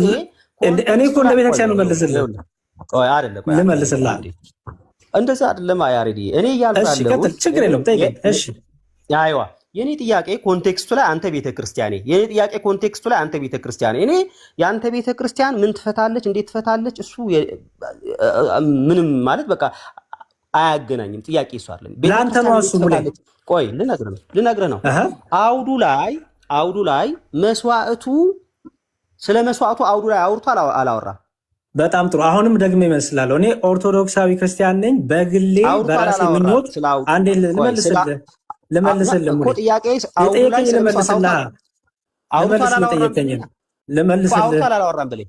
እኔ በግሌ አልፈታም እኮ አልኩህ። እኔ አውርቷል አላወራም? ስለ መስዋዕት አውርቷል አላወራም? መጽሐፍ ቅዱስ ላይ ስለ መሰዊያ ማውርቷል፣ ክፍል ስለ መስዋዕቱ ማውርቷል። ይሄን ደግሞ በምን አወቅህ ካልከኝ በምን አወቅህ ካልከኝ መስዋዕቱ ምንድን ነው? ኧረ ልመልስልህ። እሺ ቀጥል። መስዋዕቱ ምንድን ነው? በጣም ጥሩ። ይሄንን ክፍል ቤተክርስቲያኔ እንዴት ፈታችሁ? እንዴት ተረዳችሁ? አባቶቼ እንዴት ፈቱ? እንዴት ተረዳችሁ? እኔ ደግሞ ጉዳይ ነው ታዲያ። እኔ ክርስቲያን ነኝ፣ ኦርቶዶክሳዊ ክርስቲያን ነኝ። እኔ ጉዳይ ነው፣ እንደዛ ነው መልስልህ። በቃ እሱን ምን ታደርገዋለህ አንተ? ለግል ትጠቀመዋለህ። እኔን ስለዚህ አንተም የግልህን ትርጉም በግልህ ያዘው፣ እኔም የቤተክርስቲያን ትርጉም የራሴን ይዘዋለሁ። በቃ የግድ መሰማት አይጠበቅብንም። እኔን ለማሳመን አይደለ? እኔን ለማስረዳት አይደለ የመጣኸው? እኔ ማስረዳት አይደለም በትምህርቴ ነው አሙሌ። ቆይ አይደለም እዚህ መጣህ አይደለ? ወንጌላውያን አማኞች መሰዊያ የላችሁም፣ እኛ መሰዊያ አለን፣ መስዋዕት አለን ነው። መካነ ኢየሱሶች አላቸው፣ እናንተ የላችሁ። ቆይ ተው እሱ ፖለቲካውና ያሬድ ፖለቲካ አይደለም እኮ እውነት ነው የምናገረው። እሺ ተው። ቆይ ይኸውልህ አንተ ቤተክርስቲያንህን እዛ ቤተክርስቲያንን የምትለው ከአማኞችህ ጋር ከወንድሞችህ ጋር አውራው። እኔ እናንተ የምትሉትን ነገር ማላምን ሰው ነኝ። ስለዚህ ካላመንክ መልሴንም አሰማውም እኮ ሙሌ ለምን ታደርጋለህ ታዲያ? መጽሐፉን ግን እቀበላለሁ። አሁን ለምሳሌ ተሳስቼ ቢሆን እኔ እናንተ የምትሉት መጽሐፉ ላይ ካለ እንድታረም እንድስተካከል ምን ታደርገኛለህ? ቤተክርስቲያንህ የፈታችውን እሱ አይመለከተኝም። ግን ቤተክርስቲያን አይመለከተኝም ስልህ እንደ እግዚአብሔር ቃል ካልሆነ ነው እንጂ እንደ እግዚአብሔር ቃል ከሆነ ኦኬ። እንደ እግዚአብሔር ቃል ያልፈታችውን እሱ አይመለከተኝም። እንደ እግዚአብሔር ቃል አንተ እንደ እግዚአብሔር ቃል ላለመሆኑ መመዘኛ ምንድን ነው ሙሌ? የራስ ትርጉም ይኸውልህ። አሁን አንተም ታደርጋለህ። ቤተክርስቲያን እንደፈታች አውዱ ላይ ታውጣና የቤተክርስቲያን ፍቺ ልክ ነው ልክ አይደለም ብዬ ብጠይቅህ አይ ፈታች ተቀበላታለሁ ነው። በምን መሰረት ነው አንተ ይኸውልህ ሙሌ ለምሳሌ እኔ ቆይ ስማኝ ይኸውልህ ሙሌ እኔ ለምሳሌ መመዘኛ አለኝ። የኔ ትምህርት ትክክል ነው ትክክል አይደለም፣ የኔ ፍቺ ትክክል ነው ትክክል አይደለም የሚለው በቤተክርስቲያን ያረዳድ በአባቶች ፍቺ በቀደመችው በጥንታዊት ቤተክርስቲያን ፍቺ እንፈቷለሁ። አንተ ትክክል አይደለም ስትለኝ በራስ መመዘኛ ነው? በራስ ምኞት መመዘኛ በመመዘኛ ንገረኝ። በጣም ቆንጆ። አሁን እኔ ትክክል ነው ትክክል አይደለም የሚልህ የዚህ መጽሐፍ ጸሐፊ አለ። ይህንን መጽሐፍ ሲጽፍ ኦተርስ ኢንቴንሽን የጸሐፊው ኢንቴንሽን አለ፣ ጸሐፉ ላይ አስቀምጧል። ቴክስቱ ደግሞ አለ። ስለዚህ ቴክስቱ ምን ማለት ቴክስቱ ደግሞ ኮንቴክስት አለው ማለት ነው። ኮንቴክስቱ ላይ ምን እያለ ነው? መስዋዕቱ ምንድን ነው፣ መሰዊያው ምንድን ነው ብሎ አውርቷል የሚለው ነገር እዛ ለመረዳት ሞክራለሁ እንጂ ዶግማቲክ ወይ ኦፍ ኢንተርፕሪቴሽን ፎልት ወይ ኦፍ ኢንተርፕሪቴሽን የሆኑ ሰዎች ሰብሰብ ብሎ የፈቱትን ፍቺ በቃ እነሱ ፈቷል አይደለም። እዛ አውዱ ላይ ምንድነው መሰዊያ ብሎ መስዋዕቱስ ምንድነው የሚለውን እዛ ለምሳሌ በጣም ጥሩ ሙሌ ለምሳሌ እኔም የቤተክርስቲያንን ፍቻ መጣው አንተም የግልን ፍቻ መጣ ማን ነው የሚዳኘን ንገረኝ መጽሐፉ አለ ይኸውልህ መጽሐፉን ይዘንማ ይኸውልህ ሙሌ ወንድሜ ዘልክ እንደሰማው ስማኝ መጽሐፉን ይዘንማ አንተም የራስን ትርጉም አስቀመጥክ አይደል አንተም የመሰለን አስቀመጥክ እኔ ደግሞ ቤተክርስቲያኔ የተረዳችበትን የኔን ሳይሆን የቤተክርስቲያኔ አባቶች አረዳድ ከጥንት ጀምሮ የቤተክርስቲያኑ አረዳድ የጥንት ቤተክርስቲያን አረዳድ ይሄን አባቶች እንዴት ፈቱት የሚለውን በዛ ፍቺ መሰረት ፈትቼ ስነግርህ አልቀበልም ማለት ስለዚህ እኔና አንተን ያንተም የግል ትርጉምህ ካልዳኘን የኔንም የአባቶች የጥንቷ ቤተክርስቲያን አረዳድና በዚህ ላይ ያላትን ትርጉም ካልተቀበልክ ሰው ማን ነው የሚዳኘን እናንተ ንገረኝ ሚዳኘን ነገርኩ እኮ ሚዳኘን ስልጣን ያለው መጽሐፉ ነው መጽሐፉን ግን አንተ ለመቀበል ዝግጁ አይደለም ዝቅ ብለህም ከፍ ብለህም ለማንበብ አልፈለክም ዝቅ ብለህ አንተ እዛው ላይ ምን ብታሳይ መሰለህ ምረዳ ቤተክርስቲያንህን የፈታችበትን ምናምን ሳይሆን እዛ ላይ ይሄው መሰዊያው መስዋዕቱ እኮ ኢየሱስ ነው ይላል መሰዊያው ደግሞ ጠረጴዛ ነው ይላል ብትለኝ እዛው አሳይት እንዴ ይሰከ ባይዘወይ መስዋዕቱ ጠረጴዛ ነው መሰዊያው ጠረጴዛ ነው የሚለውን አታሳየኝ ኢቭን መስዋዕቱ ግን ኢየሱስ ነው የሚለውን መስዋዕቱ ግን ኢየሱስ ነው የሚለውን ብታሳየኝ እዚሁ ክርክር አንገጥምም ነበር ኤኒዌይስ መስዋዕቱ ኢየሱስ ነው የሚል የለም መስዋዕቱ ኢየሱስ ከሆነ እናንተ ደግሞ የምትሰው ከሆነ እናንተ ናችሁ ኢየሱስን የምትሰውት እሺ በጣም ጥሩ አሁን በቃ ሐሳብ ልስጥና እንጨርስ ለምን አሁን እንደሰማው ስማኛ ሙሌ እኔ ዝም ብዬ ሰምቻለሁ አይደል የኔን ሐሳብ ደግሞ ስማኝ ወንድም ማለት ኦኬ እኔና አንተ ዝም ብለን አሁን ክብ ነው መሰለው ምክንያቱም አንተ የግልህን ሐሳብ የግልህን ምኞት የግልህን ትርጉም የመሰለን ተርጉመ ሰጠኸኝ ከዛ ደግሞ ስጠይቅህ ይሄ እኔ ሐሳብ ነው አልከኝ ኦኬ አልኩኝ እኔ ደግሞ ሳሳይህ የአባቶችን መረዳት የጥንቷ ቤተክርስቲያን መረዳት የአባቶችን ፍቺ ምክንያቱም ከእኔና ካንተ የቀደሙ አባቶች አሉ ኦኬ እኔና አንተ ሳንቀድም የቀደሙ አባቶች አሉ ከየሐዋርያቱ ቀጥሎ የሐዋርያቱ ሰክሰሽን ላይ ያሉ አባቶች የተረዱበት አለ የጥንቷ ቤተክርስቲያን የተረዳችበት ይሄን ክፍል እንዴት ብላ ፈታችሁ ይሄን ቃል እንዴት ብላ ፈታችሁ የሚለው የኔ መመሪያ ይሄ ነው ምክንያቱም እኔ ቤተክርስቲያን አለኝ የአባቶቼን ትምህርት ቤዝ አድርጌ ነው ልጨርስ አንዴ ልጨርስ ሙሌ እኔ ዝም ብዬ አዳመጥኩ አይደል አዳምጠኛ ልጨርስ አንተ ዝም ብለህ ያዳመጥከኝ እኔ ከመስመር ስላልወጣሁ ነው ልጨርስ ችግር እኔም በጣም ወጣለሁ እኮ እኔ ማስቆም ስላልፈለኩኝ ነው ለአንተ ነው እኮ የመሰለ እንጂ ለእኔ እኮ የተናገርኩ ተወጦልኝ አይደለም ጥያቄ ግን ምን ነበረች ጥያቄን ለምን አልመለስክም አንተ ጥያቄ ምን ነበር ልመልስልህ ጥያቄ ምን ነበረ ምንድነው ጥያቄ እሺ አረዲ እኮ ጥያቄ ምን ነበር በመጽሐፍ ቅዱስ ትርጉም አድርጌ ላሳይህ በአባቶች ትርጉም አድርጌ ላሳይህ መልሴን ወይስ ይቅርብ ምንድነው የኔ ጥያቄ መልሱን በአባቶች ትርጉም አድርጌ ላሳይህ መሰዊያውና መስዋዕቱ ማን ነው መሰዊያውና መስዋዕቱ ማን ነው ነው ጥያቄ መሰዊያችን የኔ ጥያቄ አይደል አየህ ጥያቄን ሳትረዳ ጥያቄን ሰምቻለሁ ሙሌ ወንድሜ ያሳዝናል ምንድነው ጥያቄ ኦኬ የምትሰውት ክርስቶስን እናንተ ናችሁ ያልክ አይደል አለቀ እሱን መልስልኝ ካህን ነው የሚሰዋው እኮ እንዴ መሰዊያ ያለን የሚለው አሁን መሰዊያ ያለን ብሎ የሚለውን ኦሬዲ ለካህናት ብቻ ነው የሚለው ይሄን የሚመለከት የክርስቶስን ክቡር ሥጋ ክቡር ደም አንተ ቤተ ታዘጋጃለህ ቆይ አይደለም አለን ነው ወይ ስለ ክርስቶስ ክቡር ታዘጋጃለህ ወይ ሙሌ አንተ ነው ያልከው የጠየቀኝ ነው የመለስኩልህ ነው ስለ ክርስቶስ ሥጋና ደም አያወራ አይደለም እዚህ ያልኩ እሱን ደግሞ ላሳየህ እኔ በአባቶቼ ትርጉም እኔ ቤተክርስቲያን አለች በቤተክርስቲያን ትርጉም ላሳየህ ታሳየኛለህ ግን እያወራ ያለው መሰዊያ ያለን ብሎ ለዕብራውያን ሰዎች ሲነግራቸው ወይ ስማኛ ብራዘር መሰዊያ ያለን ብሎ ኢቭን ወደ ካህናትም ቢሆን እንመጣለን መሰዊያ ያለን ብሎ ለዕብራውያን ሰዎች ሲነግራቸው ኦሬዲ ለዕብራውያን በዕብራውያን ለሚገኙ ካህናት ማለት እናንተ እንደምትሉት ማለት ነው ካህናት ለኛ ሙሌ ፕሊዝ እንዴ እኮ በእኛ ጥያቄን ብቻ አቅርብና እኔ ጥያቄን በአባቶቼ ትምህርት አድርጌ ልመልስልህ መሰዊያ ያለን ሲለው እኮ እናንተ ካህናት ብላችሁ ለምትሉት እያልኩ ያለሁት እኮ እኛ ካህናት የምንለውን ያመነን ሁሉን ነው መጽሐፉ የሚለውን ማለት ነው ስለዚህ አንተ ካህን ሙሌ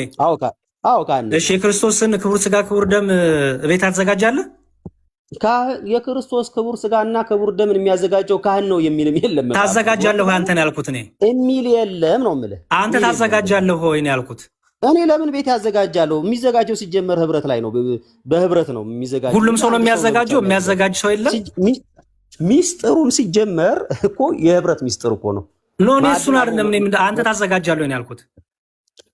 አንተ በቸርች ታዘጋጃለህ? አላዘጋጅም። አንተ ግን ታዘጋጃለህ? ቸርች ላይ አንተ ታዘጋጃለህ? ምንም የማላዘጋጅበት ምክንያት የለም።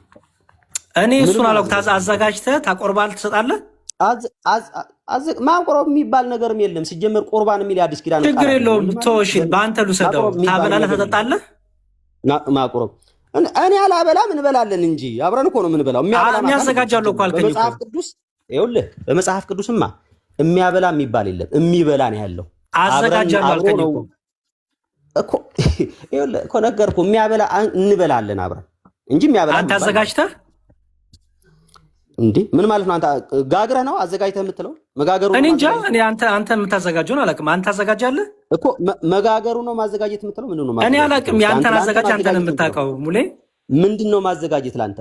እኔ ምን አውቃለሁ? የአንተን ንገረኝ እንዴ። አንተ የምትጠይቀውን ሳታውቅ ነው የምትጠይቀኝ? ምን ማለት ነው ነው? በቃ እንመለስ፣ ችግር የለውም። ምን ማለት ነው ማዘጋጀት ስትል? አንተ ተው በቃ አዘጋጃለሁ ስትል ችግር የለውም። ተው እኮ ያ እሱ ነው በቃ ችግር የለውም። እንተውና ስለዚህ ካህናት ቢሆን የምትሰዉት ኦኬ፣ ካህናት በሚለው ልስማማ። እናንተ ካህናት ነው የምትሰዉት። የአባቶችን ትርጉም ላሳይ ሳላሳየህ ኢየሱስን ይሰውታል። ቆይ ሙሌ ካህናቶቹ ክርስቶስ አማናዊው የአዲስ ኪዳኑ የሚሰዋው በግ ዕለት ዕለት በቤተክርስቲያናችን የምንበላው የምንጠጣው የአዲስ ኪዳኑ በግ ኢየሱስ ክርስቶስ ይባላል። የምትሰዉት ግን እናንተ ናችሁ አይደል? ካህናቱ ይሰውታል፣ እኛ ደግሞ እንቀበላለን። ካህናቱ ኢየሱስን ይሰውታል። አዎ የአዲስ ኪዳኑን በግ ዕለት ዕለት እንበላለን እንጠጣለን። መጽሐፍ ቅዱስ ውስጥ ኢየሱስን የሰው ሐዋርያት አሳይ። ምን ማለት ነው ኢየሱስን የሰው ሐዋርያት ማለት? ጥያቄን በደንብ ንገረኝ። ሐዋርያት ካህናት ናቸው አይደል? ኖ የጠየቁ ሐዋርያት ማን ናቸው አይደለም። የጠየቁ ጥያቄን አብራራው። ኢየሱስን መሰዋት ማለት ነው እኮ አንተ ነህ መሰዋት ማለት ነው። ጥያቄህን አብራራው ነው ያልኩት። ጥያቄ ምንድን ነው አልገባኝም። ኢየሱስን መሰዋት ምን ማለት ነው? በጣም ቆንጆ። ምንድን ነው የኔ ጥያቄ እየጠየቅኩ ያለሁት ወንድም ያሬድ? አሁን እዚህ መስዋዕቱ ኦልሬዲ ኢየሱስ ነው። መሰዊያው ደግሞ ኦልሬዲ መሰዊያውን በእርግጥ አልነገርከኝም፣ ትነግረኛለህ። ኦኬ ዞሮ ዞሮ ግን ሰዊዎቹ ነገርከኝ። የሚሰዉት እነማን ናቸው አልክ? እኛ ነን አልክና ካህናት አልክ። አክቹዋሊ እኛ ነን አላልክም። ሶሪ እንትን እንዳላረግ ማለት ነው፣ ሚስ ሪፕሬዘንት እንዳላረግ። ካህናት ናቸው የሚሰዉት አልከኝ። ስለዚህ ኢየሱስ የሚሰዉት ካህናት ናቸው አልከኝና ማስረጃ የለህም። እኔ እየጠየቅኩ ያለሁት በመጽሐፍ ቅዱስ ካህናት ኢየሱስን ሲሰዋ አሳየኝ እያልኩ ነው። ምንድን ነው ማስረጃ የለህም ማለት? ምን ብዬ ነው ማስረጃ የለህም ያልከው? ኢየሱስ ካህናት እንደሰዉት ማስረጃ። በጣም ጥሩ እሺ። ክርስቶስን መሰዋት ማለት ክቡር ስጋውን ክቡር ደሙን ማዘጋጀት ማለት ነው። ኦኬ በደንብ ስማኝ። ክቡር ስጋውን ክቡር ደሙን አንዴ ልጨርስልህ። ከጠየቀኝ ልጨርስ። ልጨርስልህ። ኦኬ ኢየሱስ ክርስቶስ፣ ምክንያቱም ክርስቶስ ምን አለ? ከሰማይ የወረደ የሕይወት እንጀራ እኔ ነኝ፣ ስጋዬን ብሉ ደሜን ጠጡ ብሏል። ስለዚህ ያ የታረደልን በግ ኢየሱስ ክርስቶስ ስለሆነ የአዲስ ኪዳን መስዋዕታችን እውነተኛ መስዋዕት ኢየሱስ ክርስቶስ ስለሆነ ያ እውነተኛው መስዋዕት ኢየሱስ ክርስቶስ በቤተክርስቲያናችን ዕለት ዕለት ቤተክርስቲያን ለልጆቿ ክርስቶስን ታበላች ታጠጣለች። የክርስቶስን አማናዊ ደም አማናዊ ስጋ ሰጣለች፣ ታበላች ታጠጣለች። ስለዚህ ክርስቶስ ቤዛ ስለሆነ ክርስቶስ መስዋዕት ስለሆነ እውነተኛው መስዋዕት እውነተኛው በግ ስለሆነ መስዋዕታችን ክርስቶስ ቤዛችን ክርስቶስ ብለን እንጠራዋለን። ስለዚህ ክርስቶስን በቤተክርስቲያናችን እውነተኛው በግ ዕለት ዕለት ይሰዋል። ዕለት ዕለት ለልጆቿ ቤተክርስቲያን ሰውታ ወይም ክርስቶስን ስጋውን ደሙን ታበላለች ታጠጣለች። መጽሐፍ ቅዱሱ እንደሚናገረው ሐዋርያትም ይህንን ክቡር ስጋ ክቡር ደም ወይም የቁርባን ስርዓት ወይም የጌታ እራት በሐዋርያት ሥራ ምዕራፍ 2 ላይ እንደምናነበው ዕለት ዕለት ይሄን ያደርጉ ያዘጋጁና አምነው ለመጡት ወደ ማህበሩ ለተቀላቀሉት ያበሉ ያጠጡ ነበረ። ስለዚህ ቤተክርስቲያናችን ክርስቶስን እውነተኛ በግ ነው፣ የአዲስ ኪዳን መስዋዕት ነው፣ አማናዊ በግ ነው፣ እውነተኛው በግ ነው ስትል መስዋዕታችን ክርስቶስ ብላ እውነተኛውን በግ ትሰዋለች ማለት ነው። ገባ? አሁን ሙሌ ኦኬ። እናንተ ዝም ብዬ የጨረስኩት መሀል ላይ አክቹዋሊ እየገባ ነው እያልከኝ ስለሆነ ሀሳብን ጨርስ ነው ሳይቆራረጥ ማለት ነው። ስለዚህ መጽሐፍ ቅዱስ ውስጥ አሁን የራስህን አወራኸኝ። መጽሐፍ ቅዱስ ውስጥ ኢየሱስን የሚሰዉ ሰዎችን አሳየኝ ያልኩ አለቀ። ሐዋርያት ኢየሱስ እንደሰዉት አሳየኝ። ኦኬ። የጌታን ስጋና ደም ማዘጋጀት መሰዋት ማለት ነው እኮ። እሱን አሳየኝ ነው ያልኩ። ሐዋርያት ያዘጋጁ ላሳየህ ኖ የጌታ አሁን እናንተ መስዋዕቱን የምታቀርቡት ኦልሬዲ ምግቡን ማዘጋጀት ነው ወይስ ጌታ በትክክል እንደሚታረድ ሁል ጊዜ እንደዛ ታምናላችሁ? አታምኑ? ማለት ልክ ጌታ ምንድነው ጥያቄ? ስለ ቁርባን እውነተኛ ነው ወይስ አይደለም ነው? አይደለም። ጌታ ሁል ጊዜ ለተለት እንደሚሰዋ እንደምትሰውት ያንንም ስትሰው ኦልሬዲ መልአክ መጥቶ ለካህኑ መሰዊያ እንደሚሰጠውና ልክ አንድ ሞሰብ ወርቅ ኑሮ ከዛ ህፃን ልጅ ወጥቶ ከዛ እንደሚሰዋ ካህኑ እንደዛ ታምናላችሁ? ምንድነው የምታወራው ሙሌ? ኧረ በእናትህ ሙሌ መጽሐፍ ቅዱስ እያወራ የሆነ ተአምር ታነሳለህ እንዴ? መጽሐፍ ቅዱስ ላይ ሁን እንጂ መጽሐፍ ቅዱሱ ጨረስክ? መጽሐፍ ቅዱስ አይደለም እንዴ ተአምሩ? ተአምሩን ነው የምንወያየው ወይስ መጽሐፍ ቅዱስ የምንወያየው? ተአምሩ መጽሐፍ ቅዱሳዊ ነው አይደለም? አክቹአሊ ተአምሩ ነው የጠየቁት ጥያቄ መጽሐፍ ቅዱስ ላይ ነበር እኮ እስካሁን እኮ መጽሐፍ ቅዱሳዊ አይደለም እንዴ? እሱ ስለ ሐዋርያት እኮ የጠየቀኝ ነው ወንድሜ። ምን ሆናል? ለምንድን ነው ተአምር ጋር የምትሄደው? ስለ ሐዋርያት የጠየቀኝ ልታሳይኝ አችልም? እሱማ ሐዋርያትን ኢየሱስ ሰው ምንድነው ማሳየት ያልቻልኩት? ላሳይህ እንጂ የጌታን ስጋና ደም ሲያዘጋጁ ላሳይህ። እሱ ነው የፈለገው? አዎ አሳይኝ እስኪ ሲያዘጋጁ። እሱ አክቹአሊ የጌታን ስጋና ደም ማዘጋጀቱ በራሱ መስዋዕት መሰዋት ነው። የሰው ነው። ክርስቶስ የአዲስ ኪዳን መስዋዕት ነው አይደለም? ክርስቶስ የአዲስ ኪዳን መስዋዕት ነው አይደለም? ምንም ጥያቄ የለውም። መስዋዕት ክርስቶስ የአዲስ ኪዳን እውነተኛው በግ የታረደው በግ እኔ ጠየቅኩ፣ እሱን አይደለም። ስለ ሰዊው ነው እያወራን ያለ ነው። የጠየቅኩ እኔ መስዋዕት ሲባል ምን ማለት ነው የጠየቅኩ ነው ያለሁት። ኢየሱስ ክርስቶስ መስዋዕት ነው ሲባል ምን ማለት እንደሆነ የጠየቅኩ ነው ያለሁት። ሰዊው ማን ነው ነው የኔ ጥያቄ። ደግሞ ካህናት፣ ሐዋርያት፣ ኋላ ደግሞ ካህናት። ኦኬ እኮ እንደዛ ሰዊው ሲባል ምን ማለት ነው ታዲያ? ልነግርህ እኮ ነው። ሰዊው ሲባል ምን ማለት ነው? እውነተኛውን የአዲስ ኪዳኑን በግ ለአማኙ ማብላት ማለት። ምክንያቱም ክርስቶስ ምን አለ? ይህንን አድርጉ። ለጨርስ ለረፕሊስ ማስረጃ ጋር እያቀረብክ አሳይ። ሰውት ማለት እንደዚህ ነው የሚለውን አሳይ። ሰውት ሲባል ለምሳሌ ሐዋርያት ኢየሱስ ክርስቶስን የጌታን ማዕድ ሲያቀርቡ ጌታን እየሰዉ ነው የሚል ማስረጃ አቅርብልኝ እስኪ። እኛ እኮ ቤተክርስቲያን ያለችን ቃል በቃል እንደዚህ የሚባል ነገር እኮ የለም እኮ ሙሌ። ቃል በቃል ከጠየቀኝማ አንተንም ቃል በቃል ጠይቃለሁ እኮ። ቅድም እንኳን ቃል በቃል ጠይቄ እኮ አልመጣልኝም። አይደለም ሚኒንግ ነው፣ ኮንቴክስት ነው የምትለኝ ያለ ሙሌ። ሚኒንግ እየጠየቅኩ ያለሁት ለምሳሌ ሚኒንግ ለምሳሌ ይኸውልህ፣ ቆይ ለምሳሌ ሙሌ ኢየሱስ ክርስቶስ መስዋዕት ይባላል አይባልም? ግልጽ ነገርኩህ እኮ ይባላል። አዎ መስዋዕት ነው። እሺ ልጨርስ፣ ቆይ ቀስ ያልክ ኢየሱስ ክርስቶስ መስዋዕት ይባላል። አንዴ ቆይ፣ ሌላ መሀል አትጉ ፕሊዝ። ኢየሱስ ክርስቶስ መስዋዕት ይባላል አይደለ? በጣም ጥሩ። እኛ የክርስቶስን እውነተኛ ስጋ ነው እውነተኛ ደም ነው የምንበላው የምንጠጣው። እኛ ኦርቶዶክሳውያን ክርስቲያኖች ኦኬ፣ የምንበላው የምንጠጣው እውነተኛ ህብስት፣ እውነተኛ መጠጡ፣ ያ ህብስቱ ስጋው ነው እውነተኛው፣ ደሙ ደግሞ እውነተኛው ደሙ ነው ወይ ጽዋ ብለን እናምናለን። ይሄንን ስለምናምን መስዋዕታችን ኢየሱስ ክርስቶስ የታረደልን በግ ኢየሱስ ክርስቶስ ብለን ያንን የምንበላውን የምንጠጣውን የታረደልን እሱ ነው የተሰዋልን እሱ ነው ስንል መስዋዕታችን እንለዋለን ማለት ነው። ምክንያቱም ክርስቶስ የተሰዋልን ስለሆነ መስዋዕት ስለሚባል ክርስቶስ። ኦኬ አንድ ጥያቄ ልጠይቅና የመጨረሻ እዛው ክፍል ላይ ከፈቀድልኝ ማለት ነው። በእርሱ የሚለው ምን ነው? በእርሱ ብሎ የሚለው በመሰዊያው ላይ ማለት ነው። ከመሰዊያው ማለት ነው። ከመሰዊያው ማለት በእርሱ ማለት ምን? በእርሱ አይልም፣ ከእርሱ ነው የሚለው። በእርሱ አይልም፣ ከእርሱ ነው የሚለው። በእርሱ ከታች በእርሱ የሚለው የቱ ጋር ነው? ቁጥር ላውጣልህ። ቁጥር 15 ላይ 14 እስከ 15 ባለው በእርሱ የሚለው ማን ነው? በእርሱ ተብሎ የተባለው የት አለ? አሳይ። ዝቅ አድርጌ ኦኬ፣ እሺ አውጥቼ ላሳይ። በእንትን ቆይ እኔም ልከፈትልህ፣ ችግር የለውም። ኦኬ አወጣለሁ ከፈለክም ኦልሬዲ ቪዲዮ መክፈት ስለምችል። እሺ መሰዊያ አለን ይላል። ከእርሱም ሊበሉ ድንኳኖት የሚያገለግሉ መብት የላቸውም። ያው ከእርሱ የሚለውን የቱ ጋር ሄድ? እዚህ ጋር ቁጥር 16 በእርሱ የሚለው በእርሱ ማን ነው? በእርሱ እያለ ያለ። እሺ በጣም ጥሩ። በዚህ የምትኖር ከተማ የለችንም እና እንግዲህ ዘወትር ለእግዚአብሔር የምስጋና መስዋዕት ማለት ለስሙ የሚመሰክሩ የከንፈሮችን ፍሬ በእርሱ እናቅርብለት ይላል። እሺ በእርሱ የሚለው ማንን ነው? ምን ነው? በእርሱ ማን ነው ወይ ምን ነው? ምንድን ነው በእርሱ የሚለው? በጣም ጥሩ። እሺ ስለዚህ እሱንም አሁንም ትርጓሜን አውጥቼ ላሳየህ። ምክንያቱም እኔ ከኪሴ ስለማልተረጉም ጥሩ ችግር የለውም። አውጣና ሲያሳይ ምን እንደሆነ። እሺ አሪፍ። እንደዚህ ትርጓሜን ከተቀበልከኝማ አሪፍ ነው። ኦኬ አውጣ፣ ችግር የለውም። ታለኔ ምድር ሊሰጠኝ ምናልባት እንድትሰጠኝ። እሺ አንድ ልጨርስና ከሌላ ሰው ጋር ትቀጥላለህ። አስተራይ ሌሎቹ ምድር እንዲያገኙ ማለት ነው። ከአንተ ጋር ነው የምቀጥለው ነው። እኔ ደክሞኛል። አስተራይ ብዙ ስህተት ነገር እየሰራ ስለሆነ ችግር የለውም። ከሌላ ሰው ጋር ትቀጥላለህ። እንድትወጣ ስለምፈልግ ነው፣ ተምረህ እንድትወጣ ማለት ነው። አስተራይ ወንድሜ ይኸውልህ፣ አንተም እኔም እየተማማርን ስለሆነ አንተ አይደለም የምታስተምረኝ፣ ቤተክርስቲያን የምታስተምረኝ። ሀሳቦች ሼር እናደርጋለን ብትለኝ እቀበላለሁ። ሀሳቦችን እንለዋወጣለን ብትለኝ እቀበላለሁ። ግን ላስተምር ምናምን የሚለው ነገር እኔ ከአንተ አልማርም፣ ምክንያቱም ትምህርት ልዩ ስለሆነ።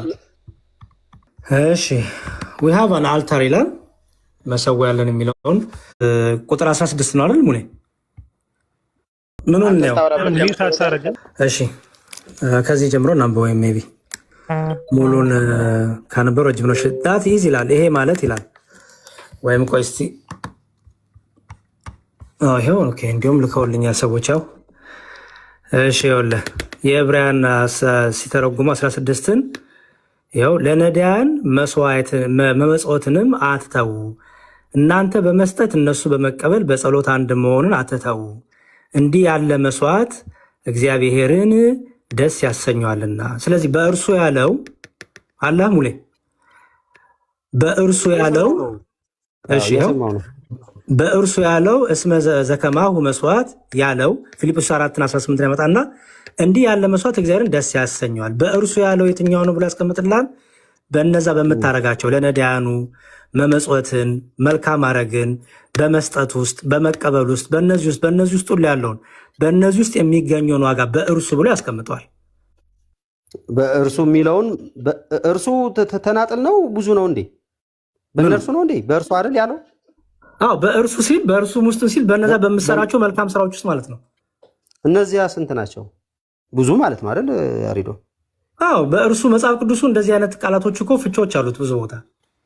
ኦኬ እሺ፣ እስኪ ግሪኩን እናውጣውና እንየው። ማለት አሁን እንየው ይቻላል። አውጣ። ኦኬ በጣም ቆንጆ። ግሪኩን እናውጣና እንየው። እሺ፣ ስለዚህ ሲንግል ነው ወይስ ፕሉራሊቲ ነው የሚያሳየው? ምንድን ነው የሚለውን ነገር ይሄው ነው ይሄው ላውጣ። ይሄው አውጣውልህ። አውጣና እስኪ እንትኑን እይልኝ። አሁን በእርሱ ማለት ምን ማለት ነው የሚለውን ነገር አንተ እንዴት ነው ብዙ ያረካቸው እነዚህ ና አለ። እሺ አውጣሽ። እሺ 16 አይደለ? 16 እሺ and do not neglect doing good and sharing, for with such sacrifice God is pleased ይላል። እንግሊዘኛው የሚለው ነው and do not neglect doing good፣ መልካም ማድረግን ቸልተኛ አትሁኑ፣ and sharing ማካፈልን፣ for which such sacrifice እንዲህ ያለ መስዋዕት God is pleased። 15 ላይ መጨረሻ ላይ ነው 15 ላይ አንብበል፣ ችግር የለውም። ያው 15 እሺ through him then let us continually offer up a sacrifice of praise። through him ነው እየጠየኩ ያለሁት እኔ። through him የተባለው ምንድነው? through him ነው የፈለከው? ኦኬ እሺ him ከሆነማ በእርሱ የተባለው ኢየሱስ ክርስቶስ ነው። ኦኬ እርሱ የተባለው ኢየሱስ ክርስቶስ ነው አይደለ? በእርሱ የተባለው ምክንያቱም ያለ ክርስቶስ መልካም ነገር አታረግማ። በጣም ቆንጆ፣ በጣም አመሰግናለሁ ያሬድዬ፣ በጣም አመሰግናለሁ። እርሱ የተባለው ክርስቶስ ኢየሱስ ነው። ከዛ በክርስቶስ ነው የምናቀርበው ምንድነው? መስዋዕት ነው አይደል የምናቀርበው? ኖ አሁን ኦኬ፣ በጣም አሪፍ። ምን እያለ መሰለህ? ላሳየህ፣ ችግር የለውም። ይኸው አካፍቼ ላሉ ትርጉሙ። ኦኬ ይኸውልህ፣ ያው ቃላቷን ልውሰድልህ። ትሩ ሂም አይደል የምትለው? ትሩ ሂም። ኦኬ እዚህ ጋር እዚች ጋር ወይ ከዚህ ትሩ ከሚለው ልጀምርልህ። እናት ቋንቋው after always among ይላል። through a primary preposition denoting the channel of an act through ይላል። in very wide applications local, casual, occasional, after always among, at avoid, because of that, brief, by ያለ ይተረጉሟል። አይ ምንድን ነው እያልኩ ያለሁት መሰለኝ ያሬድዬ፣ በእርሱ የምናቀርበው ምንድን ነው? እርሱ ኢየሱስ ነው። እርሱ የሚለው ማን እንደሆነ ላሳይክ ነው። እርሱ የሚለው ምን ብሎ እንደተረጎመው መለስክልኝ እኮ ያሬድ ኢየሱስ ያልከኛል ነው ትርጉሙ ላሳየህ እኮ ነው። አንተ ባልከው ሴንስ ሳይሆን እያስቀመጠ ያለው ምን እያለ እንደሆነ ላሳየህ ነው ያለው። ያሬድ እኔ ባልኩት ሴንስ ነው አይደለም ሳይሆን የኔ ጥያቄ ከተረዳኸኝ በእርሱ የሚለውን ስለመለስክልኝ አሁን ጥያቄ እኔ ይኸውልህ የመለስኩልህ አንተ ባልከው ሴንስ አይደለማ ሙሌ። እኔ የመለስኩልህ በዚህ ሴንስ ነው የመለስኩልህ። ያ ይኸውልህ በክርስቶስ ቋንዴ ልመልስና ሙሌ መልሰልኛል እኮ ያሬድ በእርሱ የሚለው አንተ ባልከው አይደለም የመለስኩልህ። ቋንዴ አንዴ እንዴ ለምን ሌላ ጥያቄ የምትሄደውን ጨርሰው እንጂ እኮ ምክንያቱም እዚህ ጋር ያሬድ አንዴ ስማኝና እሰጣለሁ እኮ እኔ እሰጣለሁ እንኬስ እኔ እሰማለሁ ማለት ነው። ምን አልከኝ መሰለህ በእርሱ የሚለውን ኢየሱስ አልክ በእርሱ የሚለውን ኢየሱስ አልክና ቴንኪው መለስክልኝ አልኩና በእርሱ ምን እናቀርባለን እያልኩ ነው ያለሁት በእርሱ ምንድነው እናቀርበው? ጥሩ እሺ አሁን አንተ በእርሱ ምን እናቀርባለን ብለን እኔ ደግሞ እንደሱ አይደለም ያልኩ። እኔ ያልኩት ምንድነው እርሱ የተባለው ኢየሱስ ነው ያልኩ አይደል? ቴንኪው አዎ ብለኛል። በጣም ጥሩ ኢየሱስ ነው ማለት ምን እዚህ ጋር ሲፈታው ምን ይላል? ልክ እንደ ቻናል ወይም ስሙን በስሙ ስለሚደረግ ነገር ኦኬ። ምክንያቱም መልካም ነገር ስታረግ ለነዳያኑም ስታረግ ለተቸገሩትም ስታረግ በስሙ ታረጋለህ አይደል?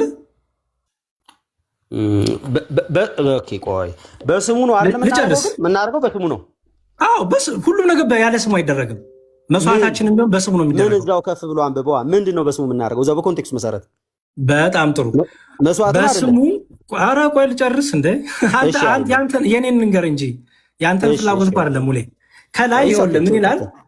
ችግር የለውም። ከላይ ምን ብሎ ይጀምራል? ያው ወደኋላ አንዴ ልመለስና በስሙ ምንድነው የምናደርገው ካልከኝ ያው 15 ጀምሮ through him then let us continually offer up a sacrifice of praise to God that is the fruit of lips that give thanks to his name ይላል። አየህ በስሙ ለእግዚአብሔር ምስጋና አቅርቡ፣ መልካም ነገርን አድርጉ፣ መልካም ነገር መስራት አትቦዝኑ እያለ ይናገራል። ለእግዚአብሔር የምናቀርበው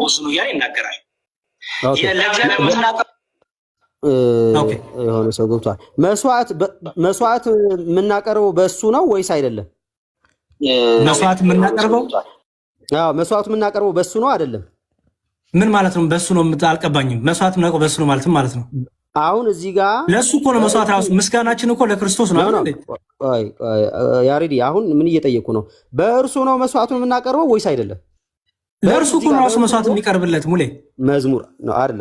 በቆይ ምን እያልኩ መሰለህ? በዕብራውያን ምዕራፍ 13 ቁጥር 15 መሰረት ቁጥር 14 እና 15 መሰረት በእርሱ የሚለውን ሪፈር የሚያደርገው ማን ነው የሚለውን ነገር ክርስቶስን አልኩ። የክርስቶስን ስም አልኩ እኮ። በእርሱ የምናቀርበው ነገር አለ የለም? የምናቀርበው ነገር አለ አይደለ? ለእርሱ ራሱ እኮ ይቀርብለታል እኮ ነው። ቆይ የምናቀርበው ነገር አለ የለም? በእርሱ ለእርሱ ነው የምናቀርበው። ይኸውልህ በእርሱ ስም በክርስቶስ ስም ኧረ ስም አይልመልስልህ። እሺ አንድ ፕሬየር ሚዩት አድርግልኝ ፕሊዝ። ኦኬ ይኸውልህ በደንብ ስማኝ ሙሌ። ቁጥር 15 እያወራ ያለው ስለ ምስጋና፣ ምክንያቱም ምስጋና ራሱ መስዋዕት ይባላል አይደል? ምስጋናችን፣ ዝማሪያችን፣ አምልኳችን ሁሉ መስዋዕት ይባላል። ቴንክ ዩ። አዎ አንዴ ልጨርስልህ። ምስጋናችን፣ አምልኳችን ሁሉ መስዋዕት ተብሎ ይጠራል። ይሄ መስዋዕት የሚሰዋው ለራሱ ለክርስቶስ ነው። ራሱ መስዋዕታችን የምንሰዋው ምክንያቱም እርሱ ራሱ እግዚአብሔር ስለሆነ እርሱ ራሱ ምስጋናን አምልኮን ከአባቱ ጋር የሚቀበል ስለሆነ በእኩል አይደለ?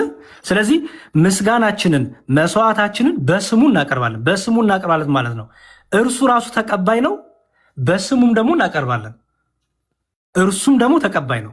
ስለዚህ እዚህ ጋር የተነገረ ያለው ምስጋና አቅርቡ ስሩ ሂም እያለ ያለው በእርሱ ሲል ለክርስቶስ በክርስቶስ ስም ለራሱ ስሙ እኮ ራሱ ምስጋና የሚቀርብለት ስግደት የሚቀርብለት አምልኮ የሚቀርብለት ነው የኢየሱስ ስም አይደለ?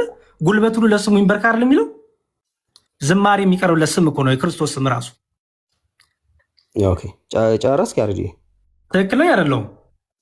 ኦኬ ጥሩ ብላል። ጨረስክ ማለት ቀጥል፣ ችግር የለውም ቀጥል።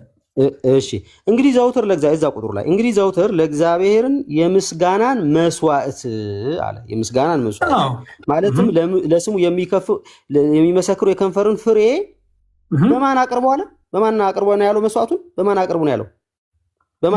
እርሱ ነገ እኮ እርሱ ራሱ እኮ ከአባቱ ጋር ሆኖ ምስጋናን የሚቀበል ነው የሚመለክ ነው።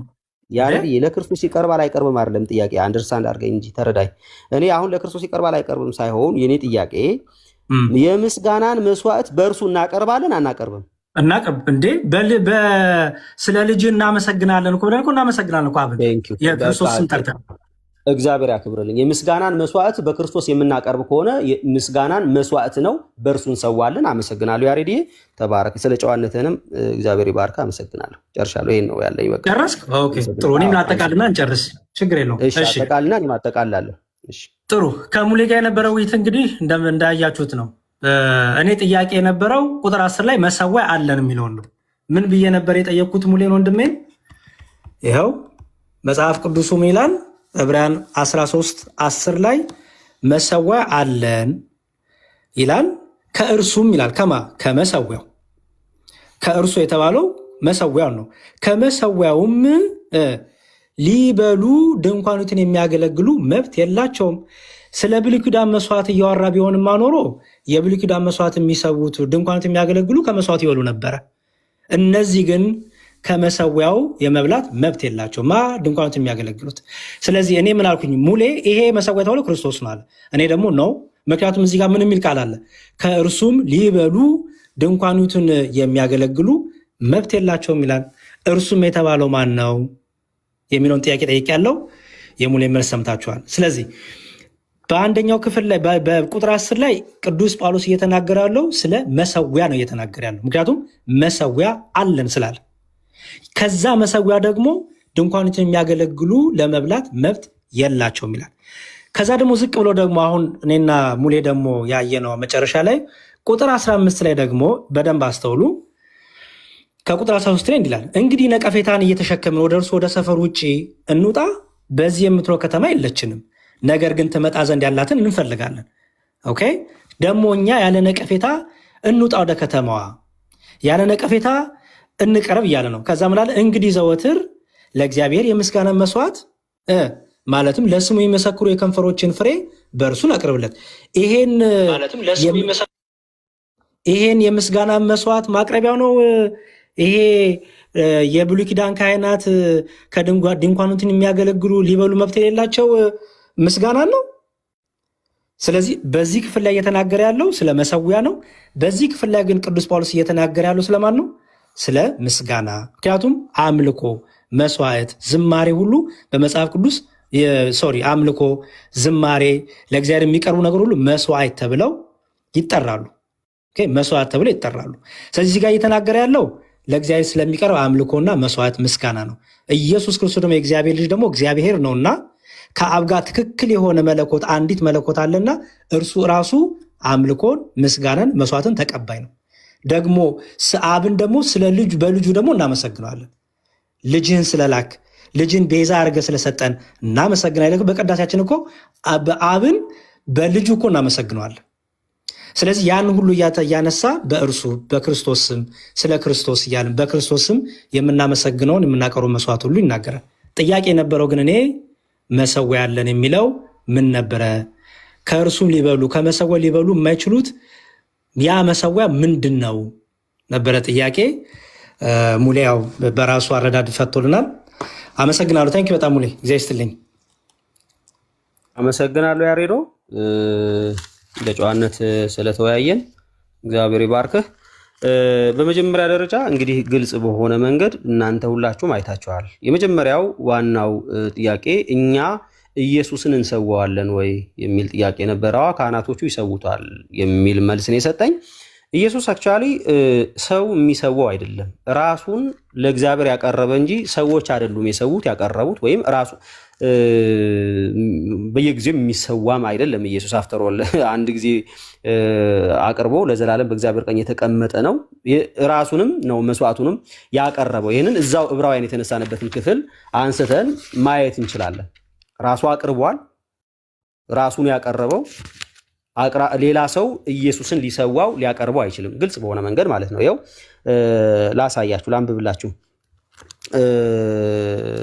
ቪዲዮ በቪዲዮ አውጥቼ እያነበብኩኝ ባሳያችሁ ደስ ይለኛል። ኦኬ አንዴ ላውጣውና ኦኬ እዚህ ጋር ላሳያችሁ። ኦኬ ይታያል አይደል? ይታይ ይሆን ወይስ እንዴት ነው?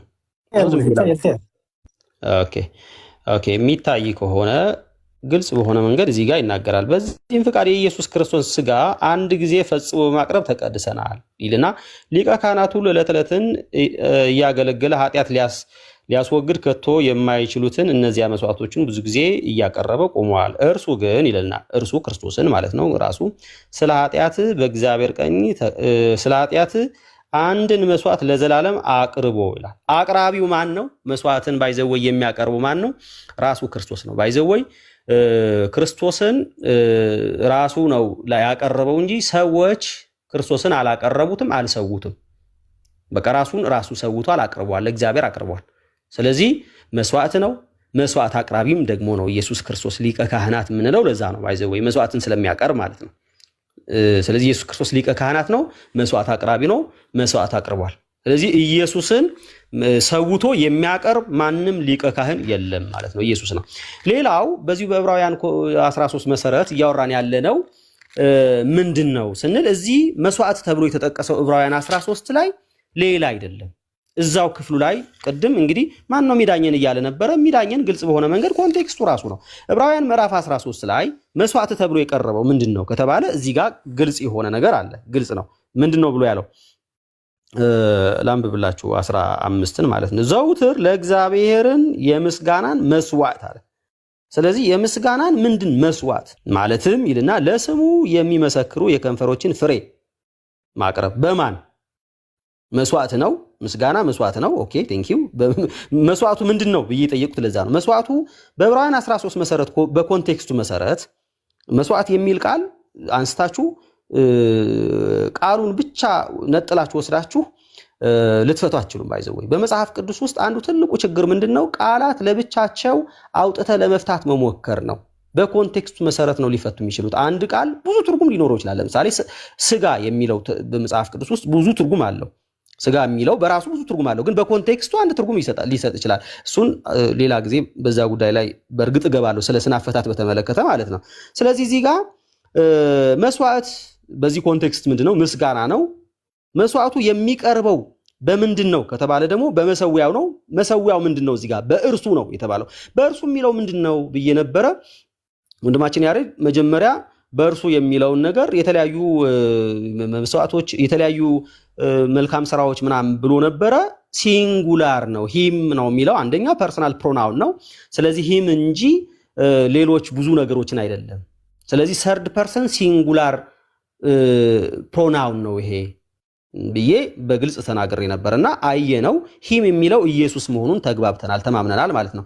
ስለዚህ መስዋዕት እናቀርባለን በምን? በመሰዊያው። መሰዊያው ማን ነው? ኢየሱስ። እዚህ በኮንቴክስት መሰረት እኔና ያሬድ አክቹዋሊ ተግባብተናል። ስለዚህ እንዴት በመሰዊያው መስዋዕትን ይቀርባል? ምስጋና መስዋዕት መሆኑን ከተግባባን በሱ እንደሚቀርብ ብዙ ቦታዎች ማሳየት እችላለሁ። አንደኛው ብቻ ላሳያችሁ፣ ብዙ ቦታ ማሳየት እችላለሁ። እዚህ ጋር ኤፌሶን ምዕራፍ 5 ቁጥር 20 ላይ ሁልጊዜ ስለ ሁሉ በጌታችን በኢየሱስ ክርስቶስ ስም አምላካችንና አባታችን ስለ ሁሉ አመስግኑ አለ። ስለዚህ በእርሱ ምስጋናን እናቀርባለን። ለማን? ለእግዚአብሔር አብ ምስጋና እናቀርባለን። አሁን ለወልድ እናቀርባለን፣ ለመንፈስ ቅዱስና እሱ አይደለም ጥያቄያችን። አፍተሮል ጥያቄያችን እሱ አይደለም። ግን ማቅረቢያው ማን ነው? ማቅረቢያው ኢየሱስ ክርስቶስ ነው። ስለዚህ ምን ማለት ነው? መስዋዕት ምስጋና መስዋዕት ተብሎ ከተጠራ ምስጋና መስዋዕት ይባላል አይባልም ነው ወሳኙ ነገር። ምስጋና መስዋዕት ተብሎ ከተጠራ መስዋዕትን ለማቅረብ ደግሞ መሰዊያ የሚያስፈልግ ከሆነ እንግዲያውስ ምስጋናን የምናቀርብበት መሰዊያችን ምንድን ነው? ክርስቶስ ነው። በቃ ግልጽ ዕብራውያን እያወራ ያለው ስለዛ ነው እንጂ ዕብራውያን በአጭር ቃል ስለ የጌታ እራትን ስለምናቀርብበት ሰሃን ወይም ስለምናቀርብበት ማተሪያል እያወራ አይደለም። ፈጽሞ የጌታ እራትን ስለምናቀርብበት ማተሪያል እያወራ አይደለም። እሱን አይደለም አለን ብሎ በኩራት እየተናገረ ያለው። በኩራት አለን ብሎ ከነዛ ከብሉይ ኪዳን የሚለየው የጌታን እራት የምናቀርብበትን ነገርም አይደለም። ኮንቴክስቱንም ያንን ለማድረግ የሚፈቅድ አይደለም። ምክንያቱም ስለዛ ጠረጴዛ ወይ ስለዛ ማቅረቢያ ማተሪያል እያወራ ቢሆን ኑሮ የሚቀርበው ነገርም አንስቶ በዛ ያወራ ነበረ። ስለዚህ በአጭር ቃል ምንድነው እያልኳቸው ያለው ተወዳጆች፣ ግልጽ በሆነ መንገድ እዛ ክፍል ላይ መስዋዕት ተብሎ የተጠራው ምስጋና ነው፣ ሌላ የለም። መስዋዕት ተብሎ የተጠራው እዛ ክፍል ላይ መቅረቢያ ወይ ደግሞ በእርሱ በኩል ይቀርብበታል ተብሎ የተባለው ክርስቶስ ነው። ስለዚህ መስዋዕት እዛ ክፍል አለ፣ የሚቀርብበት ደግሞ አለ፣ መስዋዕቱን የሚቀርብበት መሰዊያ ደግሞ አለ፣ ክርስቶስ ነው። አለቀ። ይህንን ነው ኮንቴክስቱ ሊሰጠን የሚችለው ክፍል። ከዚህ ውጪ ሌላ ነገር ሊሰጠን አይችልም፣ ግልጽ በሆነ መንገድ። አንደኛው ይህን ነው። ስለዚህ ከዚህ ውጪ ግን በፈረስ ሴንቸሪ ሐዋርያት ግልጽ በሆነ መንገድ ተሸክመውት የሚዞሩ ጠረጴዛ የላቸው። ተሸክመውት የሚዞሩ ሙሌ አሁን ከርዕስ ወጣህ ሙሌ። ልክ እንደኔ አጠቃለህ እንትን ማለቱ አይሻልም? በሌላ ቀን ደግሞ እሱን ስለ አልታር ስለ መሰዊያ ደግሞ አንተ አለ ሆይ እኛ ያለው ነው የሚለውን ደግሞ እናወራለን። ችግር የለውም። በቃ እሺ እንትን ኮንፈርት እንትን የሚያደርግ ከሆነ ኦኬ በቃ ኮንፈርት አሁን ራሳችንን ጠብቀን እንትኑን ብቻ ሰርክሉን ጠብቀን ሂድ ብዬ ነው። እኔም ሰርክሉን ሳላልፍ ስለሄድኩኝ ማለት ነው። እሺ ወንድሜ እሺ። በሌላ ቀን ግን በደንብ እንናገርበታለን። መሰዊያ አለህ አንተ አለ መሰዊያ አለ እኛ መሰዊያ አለን ብለን እናምናለን። መሰዊያ ምንድን ነው? የጥንቷ ቤተክርስቲያን መሰዊያ ነበራት ወይም ብላ ጠሯለች የሚለውን ሁሉ እሱን በሌላ ቀን እናገራለን። እሺ እግዚአብሔር ይስጥልኝ በጣም ሙሌ ታንኪዩ።